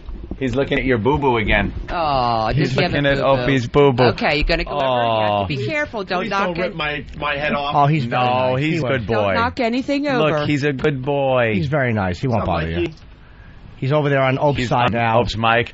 Mikey, why don't you sit down? Push that button. Push these buttons. Just showing. Oh no, he's turning mics on and off with his feet. That's hysterical. He's being good though. He's pretty mellow today. Just watch the scissors. He did turn your mic off. I swear. I know he did. He turned Jimmy's mic off. I swear to God, he did. That's hilarious. Where are you going? All right, he's just kind of taking a look. He's got a little harness on. He's typing for Pal Talk. He just typed. Oh, he wants to wash his hands. He's banning people. It's all right. It's okay. All right. Oh, he uses the antibacterial. Don't drink. He's drinking Purell. He wants you to put some on his fingers. He like knows. This, Mikey. Okay? That's Purell. Yeah, he wants Will you he to do put himself or you want me to do it? No, just put some on his hands, yeah. There you go. Okay, go ahead. Now. No, like this. Rub your hands together. He's a clean monkey. He's a good boy. He's a chimp. There you go. There you go. Okay. All right. You want Does it my smell poker good chips? now? Here you go. Okay. Oh, he knows about poker chips. Uh-oh. Mikey, look, what's that? Poker chips. Here he Here, goes. let's bring him over here to And he'll Jimmy. make less of a mess with them than you did. Exactly. All right, he's going to bring him over to Jimmy. Here, let's bring him over here to Jimmy. Well, he wants some water first. All Yes, he shares his water. He's very nice. Thank you. Here you go. Want to play with the poker You're chips? hysterical. People, He's giving Jimmy water out of his water I hope bottle. you were thirsty, Jimmy. people are confused, and they go, aren't you a germaphobe? But not when it comes to adorable animals. No. There you go. Little chimps. He's so damn cute. Oh, he's very nice. Just like relaxing, having some water. His hair is so coarse. Hey, could you guys hand out the frying pans? I want to cover up my nuts. Why? No. Why, you afraid he's going to kick him? Judy, if you only know. If Judy only know. Mikey. Poker chips, Mikey. Some poker chips. What do you want to do with them? You know how much Say I want to eat them or I want to throw them. you like to play and throw the poker chips around. No, sit down. Please Sit throw down. the poker chips. You want him to throw the poker chips? Oh, yeah, we've done it many times. Oh, okay. Here, Mikey, go ahead, throw them. Pick them up and throw How them. do I know this is a disaster waiting to happen? Go ahead. Yeah, he's Go ahead. You want to pick them up, throw them? Mikey, go ahead, you can throw He them. said There you no. go. Look, good. He wants to keep He's going nuts. Mikey's going nuts. Why'd you rile up the animal? Yeah, get them all agitated. That's I hysterical. love Jimmy. Mikey. Oh, Mike's a good boy. All right, he got a little too excited with the poker He chips. got excited. All right, now he's, I don't know where he's going. Now he's Okay, attacking go back Steve. up here. Oh, he doesn't Yeah, want to get Mikey. too excited because he has... Good gracious, how much water are you going to drink? He's a thirsty guy. 18. He has a little pot belly. So he just spit some back in and didn't want it. So he drank some more. Don't give that to Jimmy now. He's putting it back in the bottle and giving it to Jimmy. Come on, Jimmy. He goes, all right. You show me how much you really like me. Insulted him by not drinking his No, he understands. Oh, now he's drinking it up off the console. He's a good boy. Yeah, he's just having fun. Mikey. Oh, jump, He likes jump. the mirror. Wow. Look at him go. This thing. Yeah, way to rile him up with the poker chips. He was all mellow. Yeah. He was all Did you like iced lattes? We'll get him some. He's jumping. See, we have a window. We have a mirror on the ceiling, and he just saw himself There you and go. had to jump up and touch himself. What are you doing? Yeah, clean it up. Mikey, clean it. Clean it up. All right, he's cleaning up the water now. He There's got poker chips everywhere. Like a father. All right, he just attacked Butcher. All right. Oh, he's just playing. Boy, good boy. He's just being silly goose. I'll help. There you go. Mikey. Mikey, you want the paper? Mikey, you want the paper? There you go. You want to read the newspaper? Read the paper? Oh, No? yeah, that's a terrible, just read terrible it. thing, huh? Yeah, that's a bad paper. Yeah, that's a bad paper, huh? Gonna read He's it? actually rifling through it. Yeah, he's looking at it. That's What do you think? more show prep than we do. He's rolling around in the newspaper now like a nut. They throw it at Steve. He's grabbing Steve. Wait, my mic is off. Oh my God. Well, my headphones are off. You're on, bro. He is so damn funny. Yeah, he's just getting all riled up. He's up with the newspaper. Okay, come on, back up. Is he all right? Good We don't want boy. to we don't want to push him too far. I've seen Mikey on some news shows. Yeah. And it's so funny that everybody just starts doing what we're doing, laughing, hysterical, because he's so funny. He'll stand on their news desk and just start pounding up and down. It's called the bunny. Is it? Yeah. Hey, Mikey. Mikey, you want to do the bunny? want to do the bunny? Come on, let's do the bunny. Do the bunny. Do the bunny. Come on, let's do the bunny. Come on, do the bunny. There you go. Do the bunny. Yeah. Jumping. Then he just flings himself off the console. He's so nimble. Yeah, he just has fun. Like the poker He does. chips. He likes to have fun. You know what? You can see the strength. Oh, he's a problem. Monkey Believe me, has, if yeah. he's pissed off, he's a major problem. Yeah. He's gonna talk. So did you guys see the video with the Bill Philmuth? I heard someone talking about it earlier. Yeah. Poker video? Yeah, the poker video. Yeah, with the poker video, it was hysterical. He was He was very, very calm, Mikey. Yeah. Considering the fact of how much he was getting screamed at. The guy was just yelling. Wasn't he yelling? He was trying to get Mikey crazy, though. I think He that's why he was. was yelling, to try to get him all Yeah. nuts. All right, Mikey's trying to open up a CD cover now. Mikey started throwing the poker chips at the dealer. I was laughing my ass off. It was Is this so mic on? funny. Check. Turn this on. We'll give him his own mic. Yeah, you're talking to Mikey, you want to talk into the mic? Mikey. Uh-oh, Mikey's raisins. talking to the mic. Oh, boy. Oh, He's he on likes the raisins, does he? No raisins. No raisins. That's not part of his diet, I There guess. you go. You can have your own mic. There you go. Talk. Here, Talk. hold it up. There you go. Now talk into it. Blow him a raspberry. Now blow him a raspberry. Licking it. Mikey. Blow him a raspberry, honey. Him just doing that noise is more than we normally do on the XM side. Oh, my God. How many jokes do you have in your head right now that you can't tell? I know. Oh, No, my right here, God. honey. Blow him a kiss.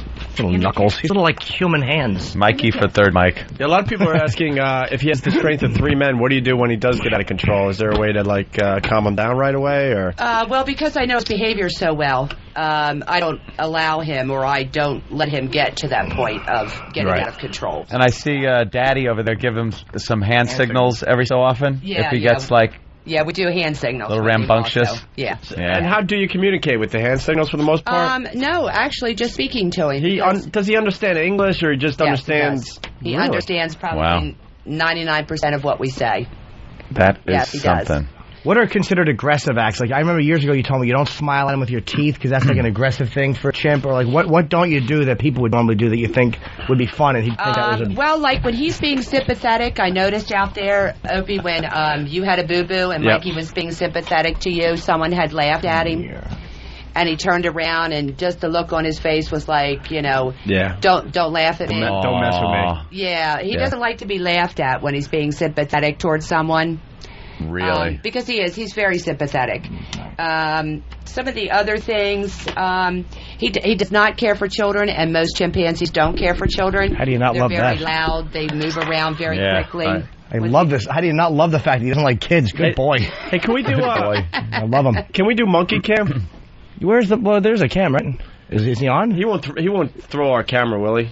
He might. No. All right, give him matter. the camera for a minute. This is monkey cam. Monkey cam with Mikey the chimp. Mikey! Okay, hold on a minute. Does that one work? No, Mikey, over there. Here, buddy. Here. Oh, my God. Oh. He's gonna... Oh, you mean giving him, like, the real $2,000 camera to hold? For, like, a minute. It's not going to hurt it. I'm gonna Mikey, take the camera. All right, we'll put monkey cam on our website later today. Here's Mikey the here chimp you go, buddy. working Here. the camera. Look, Mommy wants you to hold it like this. Okay? And then hold this here.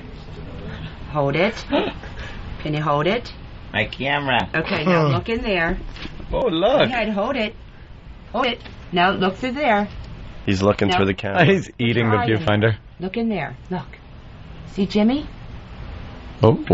I like how he just... No, you don't kiss Jimmy. He eats the He's viewfinder. trying to kiss Jimmy through the camera because he saw Jimmy in the, Here. in Oh, the lens. just a little kiss for everyone. All right, maybe he doesn't want it. That's Here, okay. hold it. All right, we're trying again here. Here, hold on to it. Monkey cam with Monkey Mikey the cam. chimp. Got it? She's You got looking it? through it like this. See, look through it. You can't see anything, though, through this. How do you... Shut the screen. Well, give him the Jesus, give him the Jimmy screen. can't even use it. There you go. Here you go. Oh, look. Go ahead, hold on to it. Oh, there he goes. There you go. Yeah, you just show him how to do it. He's Good looking, evening. he's looking through the viewfinder and he sees Jimmy. It's so funny. He doesn't know to squint, though. That's too weird. It's freaking him out. He's got to jump now more. That's freaking him out. It's too weird. I see him through the lens. He's not happy about I that. know. He rolls around on his back and grabs his feet and just goes wild. What? He can't comprehend that. What's this? What is he doing? He's What like is trying to Kubrick. show He us didn't like right the now? angle. Yeah, how would you like it? Yeah. It's being goofy. Like some kind of didn't quite wacky understand. technology. Yeah, he's trying to just mind his business. He sees me and he Hey, touches. I got scissors. No, give him scissors, Give him the Opie, camera. you instigator. What happened? Instigator. Yeah. Mikey, no. pick up those chips and throw them at OP. Go ahead. I pick would them up. love that. Throw them. So is this Good evening. Here, look. Take is this funded or is this out of your own pocket, like your studies that you do, or your? No, out of my own It's all out of your own. Wow. Here, look. Mikey, don't eat those. Throw them at him. Throw them at him. Go ahead, throw them. Here, take them. Throw them at him. Go ahead. Yeah, I'll show you, Mikey. There you go. Throw them at him. Just throw him at him. He tumbles off the console. Sit down. Mikey. Oh, boy. Yeah, he's sad. Mikey. Thank you. Mikey, have some chips? Here you go. Go. Oh, he's great. Go. Not the big thing. Mm. Here. Mikey. Take these. Go. He's just kicking him and throwing him. He's like, I didn't really mean But now he's... I love you. Oh, you're adorable. Look how I didn't really want to throw He's just going and hugging Opie now. Yeah. Okay. Oh, He and feels he's looking- bad. He's looking worried about your cut. He's worried about... He likes your boo-boo. Yep. That's okay. He's Oh, poor he Mike. really is sympathetic. Yeah, he's nice. It's amazing. Oh. All right. He threw him at you and he went over there and... And Said then I didn't really We're want getting to. plenty of video of Mikey. He's a very nice little fella. what else could we get Mikey to do? You ever have to give him a haircut? No, that's the way their hair grows. That's how their hair grows, huh? Yep. Yep. That's great. Sort of like a Michael Jackson cut. Mikey. Yes, there. It's like a kid. You keep thinking he's going to fall off and hurt himself. No, he's not. Oh, I know, because he'll roll off on his back and He's very, very strong. He has durable. a very hard back. It's like it's all muscle, bone and muscle. Yeah. Look at the definition in his shoulders and his triceps. He's so strong. I know. Well, you figure he can hang from his habitat from one finger and No kidding. hold his entire body up. Yes. Wow. How old is he now? He's 5. Okay. How old was you? I guess he was like 2 when I saw him. He is bigger too. And how much does he weigh? He's 52 pounds now. 56 pounds. Yeah. And he's going to get up to 5 feet, you were telling me? 5 feet tall? Yeah. Wow. 5 feet. He could be up to 200 pounds. Does anybody have any questions? And he won't, he'll always listen to you, though, because he'll see you as both, Mom and Dad. Yeah. Mom and Dad, yep. But they always are respectful. They don't, overtake, like most shitty human teenagers do. Where they just Don't even start on that. Yeah, don't start on that. We have 3 of them. Now we wish that we had stayed with the chimps. What? He's like, I know. That just cracks me up when he goes like that. He just likes to jump around. He does. So funny. Now he's back on Jimmy's mic. He's making noises into Jimmy's mic. Can you give kisses? There you go, Mikey. There you go, Mikey. There's another. Read the paper for Another paper. He really enjoys just ripping up, and that's what you should do with the post. There's water. There's something I'm sure he'd like to do on the post, but he's wearing pants. That's what I like to do with the post. Yeah, I just gotta put these. That's all right. Oh, Mikey. He's just being a chimp. And you haven't, given him a handshake or anything lately. I've shaken his little hand. Why don't you shake his hand? What's the matter with you? Here, can I have that? Yes. Thank you. Hi, Mikey. Hi, Mikey. Oh, good You go give him a kiss. He's a good boy. Where are you going? Ant's going to get one of these. No. But this is perfect for you. Mikey. He's adorable. Yeah, he really is. Little guy. He really wants to talk into that mic. Yeah. I've seen shows where they get really close to almost communicating like a human being with the American Sign Language. Yeah, sign language. Well, Mikey does. I tried to teach him American Sign Language when he was younger, but there's just way. He jumps on fan. Nobody's allowed to leave the room. Yeah, whoever leaves the studio gets jumped on. So. Right. But the finger signals are just too much for teaching, I think. So Mikey has learned hand signals for our family. Oh. What do you got There's there? a little sniff, and now another microphone. I'm going to give it a kiss. No? Oh, that one's for me? Yeah. Talking to this one. Oh. Hey there, Mikey. Hey there, Mikey. Hey there, Maggie. That one works? There we go. That's better. Boy. What's it? You want to talk? Wouldn't it be funny if he did speak and he said, stop doing You want to talk? Where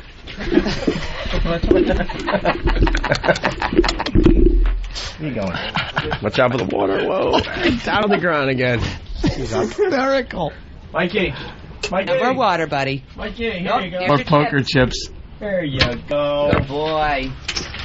There you go. How come he put his pants on backwards so he doesn't start fumbling? Because he takes them off. Okay. He takes them off. You gotta put your pants on backwards, Jim. That's the secret. He's wiping his... I gave him a tissue. He wiped his mouth and his nose with it. He knew exactly what to do. Yeah, he's smart. Watch. Here you go. Like this, Mikey. Watch. Oh, Opie's gonna demonstrate. Perhaps more than that. All right, now you wipe your face. No, or drink the water. He'll be peeing the whole ride back. Want me to take that? Want to give it to him? Yeah, what does he Good wear? boy. Wear a little diaper under there? Yeah, he has a little pull-up. pull-up. So you guys- A big chimp now. Does he? Yeah, he's a big chimp now. That was cute. How often does he need a change in? I don't know, 6-7 times a day. Really? Except for when he's outside. You know, when he's outside, he doesn't need a diaper. Yeah. And speaking of outside, that's what we're working on now. His outside habitats for both him and his brother. And how much property do you have? We have 5 acres at our facility. 5 acres. And there's I heard someone say that they were on the website. Yeah, Anthony was. Yeah, I went on the website. Took Did a you look get around. a chance to see the Primadome? On there? No. That's the habitat that we're working on building for them. So it's going to be real nice for them out in the yard. Oh, so that'll be outside too. Oh yeah. Because they don't right now. All they have is an inside habitat. Mm-hmm. Which Well, I is see okay you take them now. for walks outside and stuff. Yeah, we take them for walks and we put them on leashes to play in the yard out back because Mhm. we have a 8-foot fence. But what we really would like is the outside habitat. You have but neighbors? Jimmy's not allowed to talk anymore. Yeah, I guess he was. Mikey, give Jimmy. Here, He's eating give the Jimmy raisins. his- Uh-oh. Oh no. Well, I hope no one really wanted those raisins for lunch. Oh, that's okay. Here, Mikey, let's give Jimmy back his microphone. He likes those raisins. By the way, what are we promoting today? So you guys, I mean, you obviously do this to kind of get some kind of message out there, no? Or not really? Or is he doing something? Yeah, the mic should work. Your mic should can work. hear you. Where's the one sheet on Mikey? There was something Mine's he's working working, on. isn't it? Yes, Yeah. you are. Okay. Oh, whisper. What? Whisper. Write it down. Okay. Have Mikey tell Opie. She wanted to ask me something, but she's gonna write it down. Okay. Thank you. Sorry, but it was so obvious. We'll just play with Mikey. Yeah. He's really sucking those raisins down. He likes those raisins. I've never been a big raisin fan. Well, Mikey is. Yeah, but you That's guys- all that matters. Can I? Who gets to clean the diapers? That's got to be just horrific. Let's be honest. You do? Come on. Husband. Be honest. At first, it was probably, oh my god, and you got used to it, right? Well, no, because it's not even hard. It's always mushy. Ugh. At the time, it's green. That embarrasses him. Yeah, he just got embarrassed by us talking about it.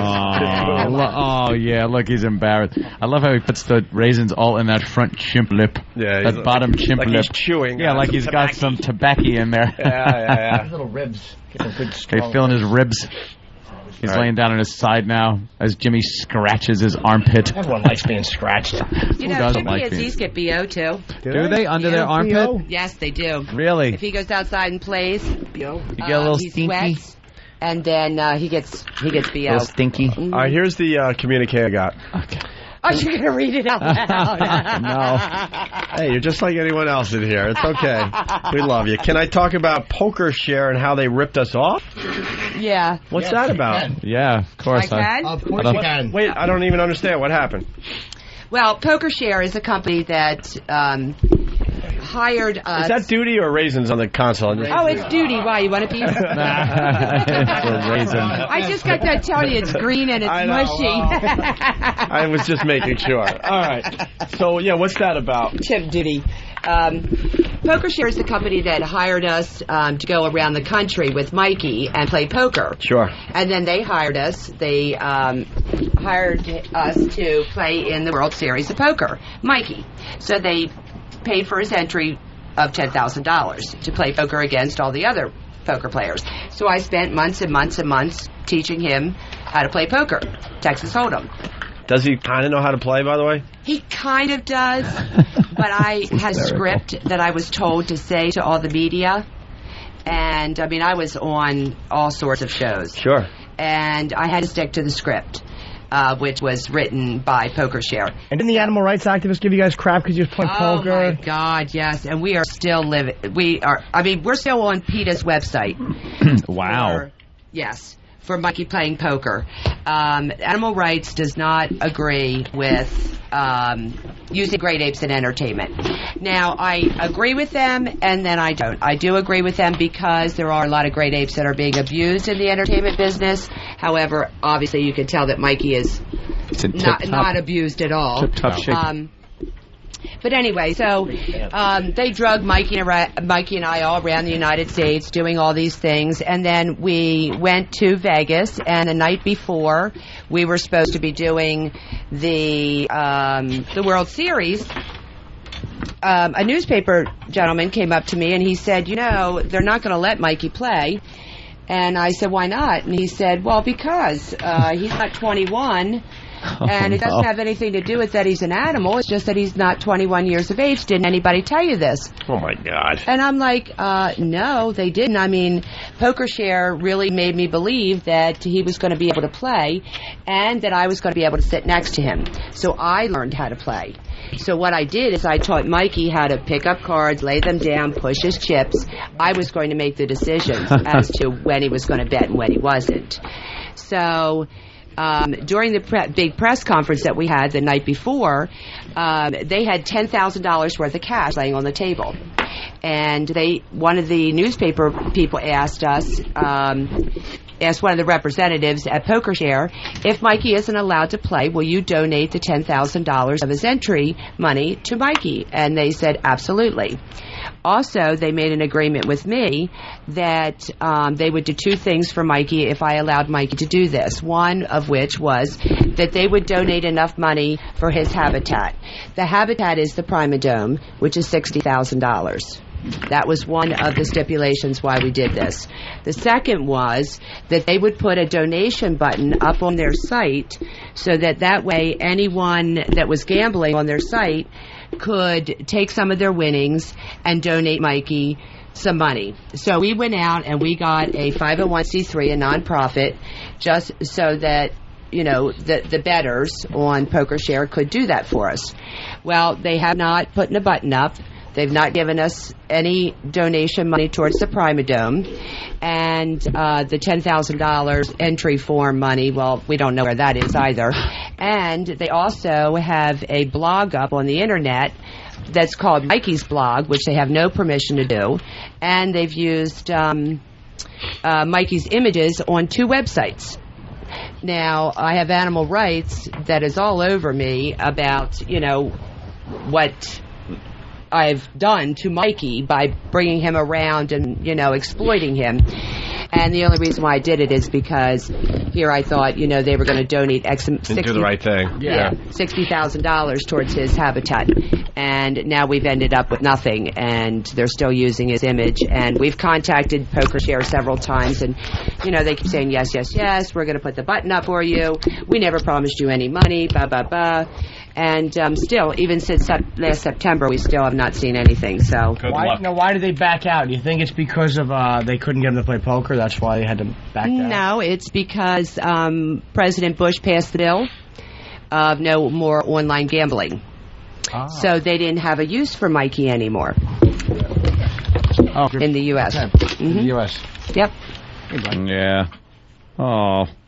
Well, I've just been looking at him the whole time. If you kiss him, is that bad? No. Oh, no. I don't want to just put my face by him. Oh, no. He loves to be kissed. Okay. Mikey, give Jimmy a kiss. Mikey, will you give Jimmy a kiss? Jimmy, what? Don't slip him the tongue. Mikey, give him a kiss. Only if he wants to. Give him a kiss. Only if he wants to. No, Jimmy a kiss. Give me a kiss. He's shy. No, he's not. He doesn't have to. It's a little weird to kiss another man in front of a room full of men. I don't blame him. He doesn't like kids and he doesn't want to kiss men. How do you not like Mikey? He used to touching a hairy back and giving a little kiss. He's no fruit. He's a very sweet little chimp. Yeah, he is. He's a good boy. Well, is there anything like a website or anything that you want to promote that would people can donate or anything? www.mikeythechimp.org. Okay. And that is our non-prof, and we're working on his outside Primadome, which, now we have to do it on our own because the people that had promised us that they would help us are not helping us now. Is there something on the website that you can donate? Oh, yes, there is. There's a donate. Yeah, there's a donation great. button on there. I think it's cool because it does. Some people would say it's bad, you're using him for entertainment, but just to take him around and show people what he's all about and stuff kind of makes you, sympathetic toward the animals and appreciate the species. Yeah, and want to, have him around a little longer. Yep. That's really cool. Got a question coming in from Dean from Indiana. Does Mikey have a sense of humor? Like, what does he find funny? And how do you know he's finding something funny? Lucky Louie. Believe it or not, that's really a good question because Mikey does have a sense of humor. Chimpanzees do laugh out loud, which probably 99% of the population does not know that. He likes to watch movies, and when he does and he finds something funny on a movie, he does laugh out loud. Yeah. When we tickle him, he laughs out loud. So if the gentleman would like to hear him laugh, I can certainly do that for him. Yeah. Absolutely. What did he find funny? What was the last movie he found funny? Or last movie scene? Or the last TV show? Oh, yeah, The Animal. He loved The Animal? He loves The Animal. He's like everybody else. He just loves You know films about what part himself. he liked? He liked it when he went into the water and he was pretending like he was a dolphin. Who did that movie again? Rob Schneider's Yeah. number one with chimpanzees. Rob Schneider. That's fantastic. Rob Schneider finally found his audience. Jesus. It made Here, $50 and 2 million bananas at the box office. Hey, Mikey. Mikey. Here, let All Mommy right, have it. we're gonna tickle Mikey. Yeah, we're going to tickle Mikey. Show Mommy Someone where can you lose want me their to tickle you. testicles any moment. Show me. Show me. Right there. Right there. Greg, I may need you to help me. That I is have so that funny. microphone Kinda and smiling. wires.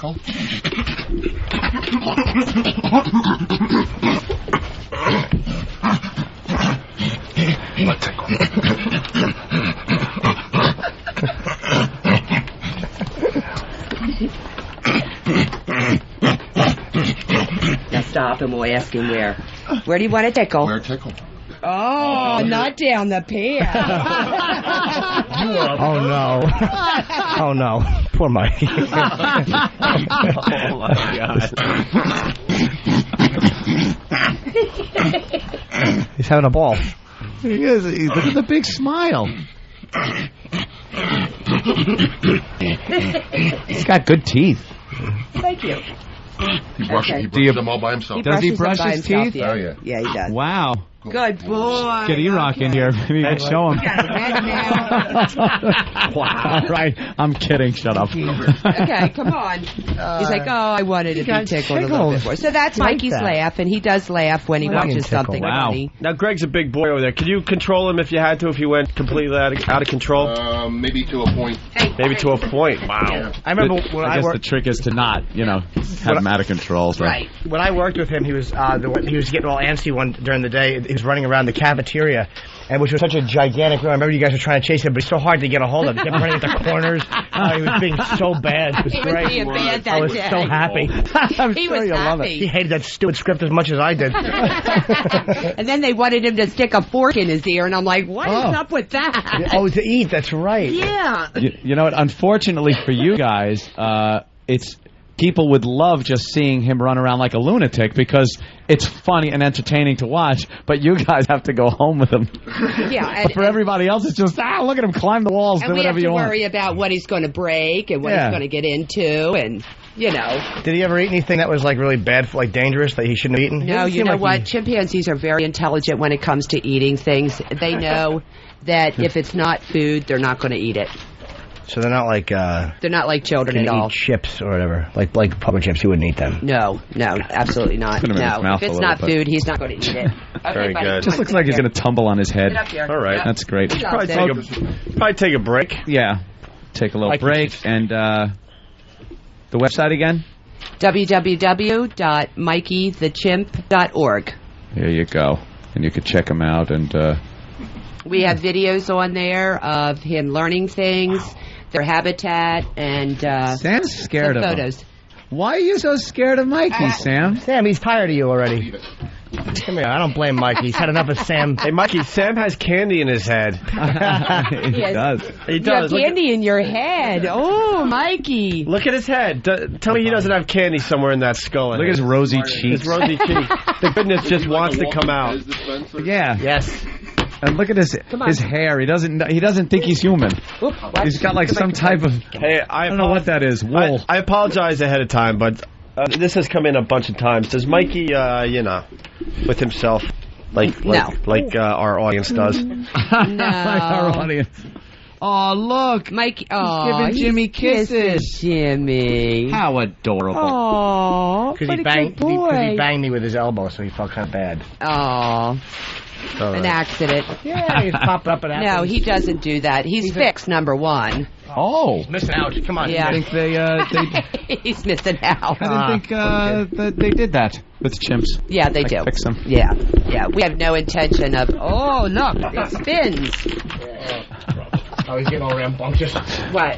He said enough of you. What do you want? He pulled your mic down like. Let me be the star. Here, Mikey, give this to look Jimmy. at that belly. Give this to Jimmy. Oh.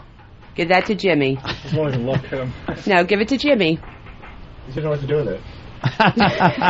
You gotta stick out your tongue. You're naughty. He really is. Get a poker chip in there. Yes. Oh, yeah.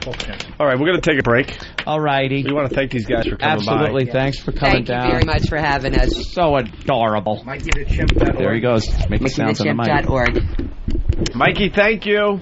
Thank you, Mikey. Thank you, Mikey. You're a good boy. Mikey, go. Ooh, good boy. Ooh, come on. Ooh, ooh, ooh, ooh, ooh, ooh, ooh, ooh, ooh. No, you're not going to tell him? Not in the mood, huh? No? No. Oh, he wants to jump on Than.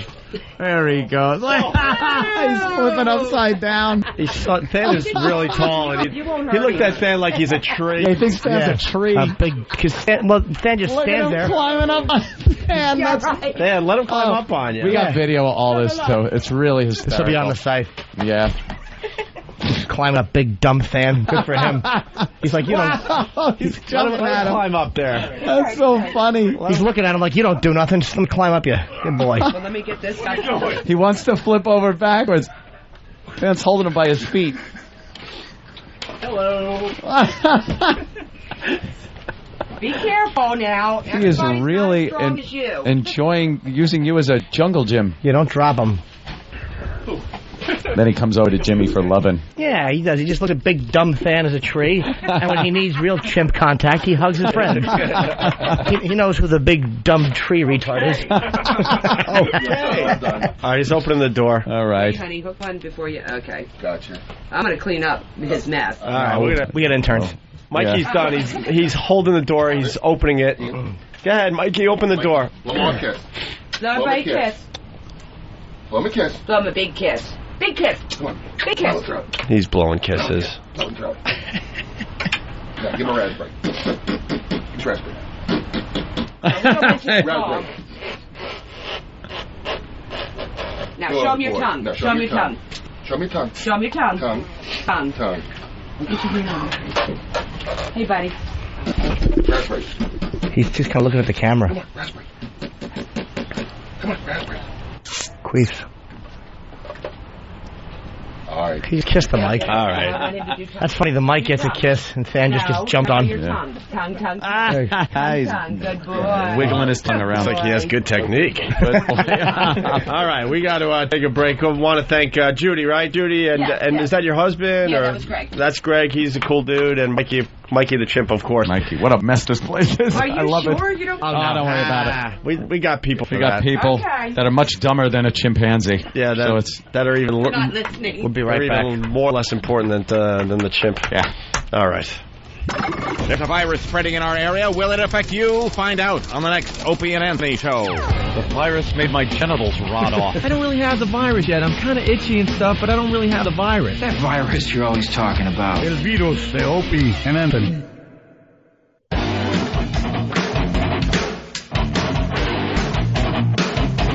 All right. Look for Pal Talk with That was very... Glad we were able to get our jokes in. I had to go out and see him because as he's leaving away, he's making kiss things. So I got to go out and give him a kiss. Adores Jimmy. I thought it was going to be like Jimmy was going to be disappointed that Mikey didn't remember him. But after a little while, Mikey did nothing but want to give Jimmy kisses. Yeah, I didn't think he would either. I was going to text my girlfriend. He's ignoring me. You'd love this. He wanted no part of me. I felt like a fat chick out there trying to talk to the chimp. And then, something clicked there, and he was giving you hugs and kissing Jimmy on the lips. Yeah. They were lip kissing. I'm going to go home and kiss my girlfriend without brushing. And then I'm going to take my hands, which I won't wash, and cup her face and let her smell the animal. Smell chimp on you. what you were hanging out with. Absolutely. Chimp. We all got pictures taken. Now you know what I got to deal with.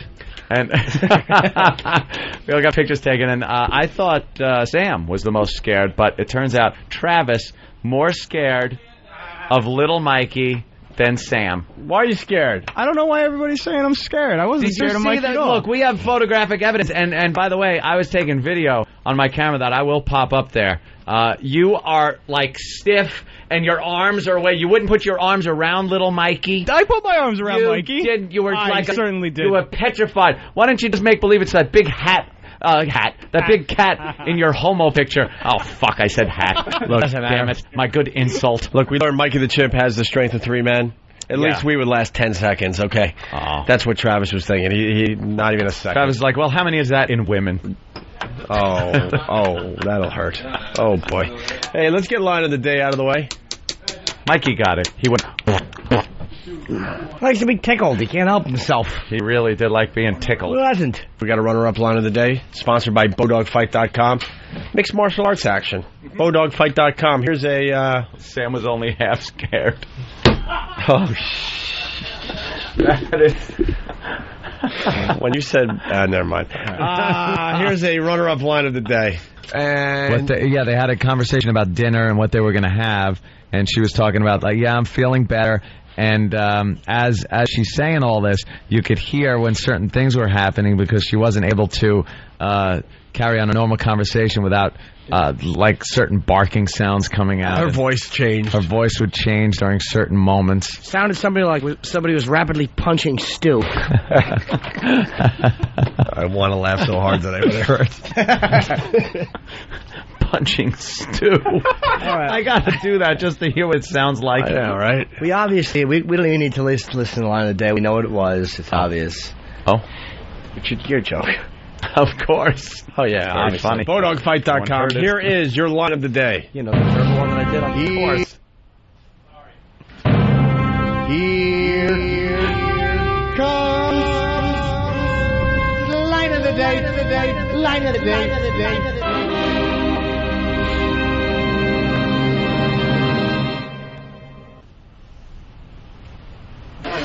Wow. Does he brush his teeth? Yeah, he does. Wow. Good boy. Get E-Rock in here. Maybe you can show him.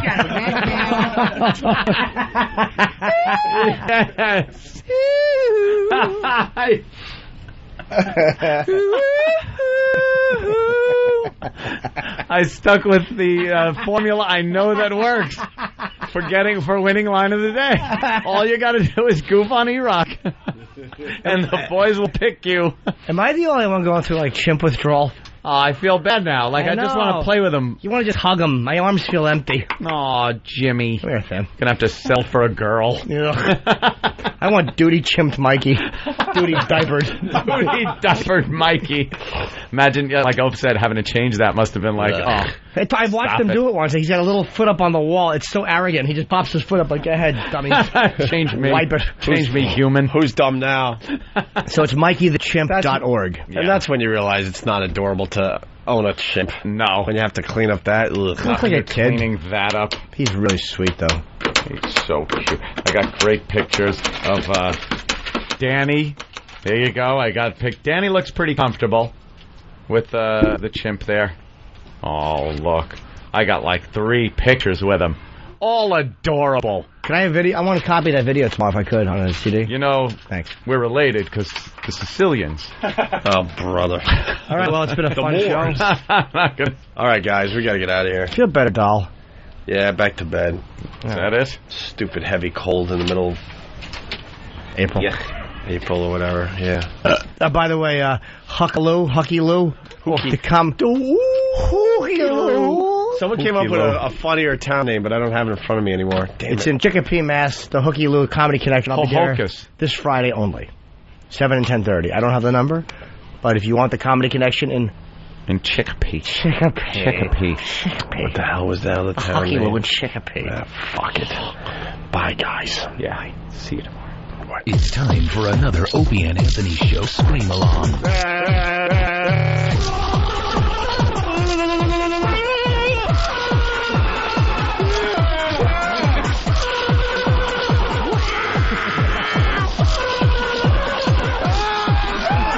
Shut up. Okay, terrific. The Opie and Anthony Show.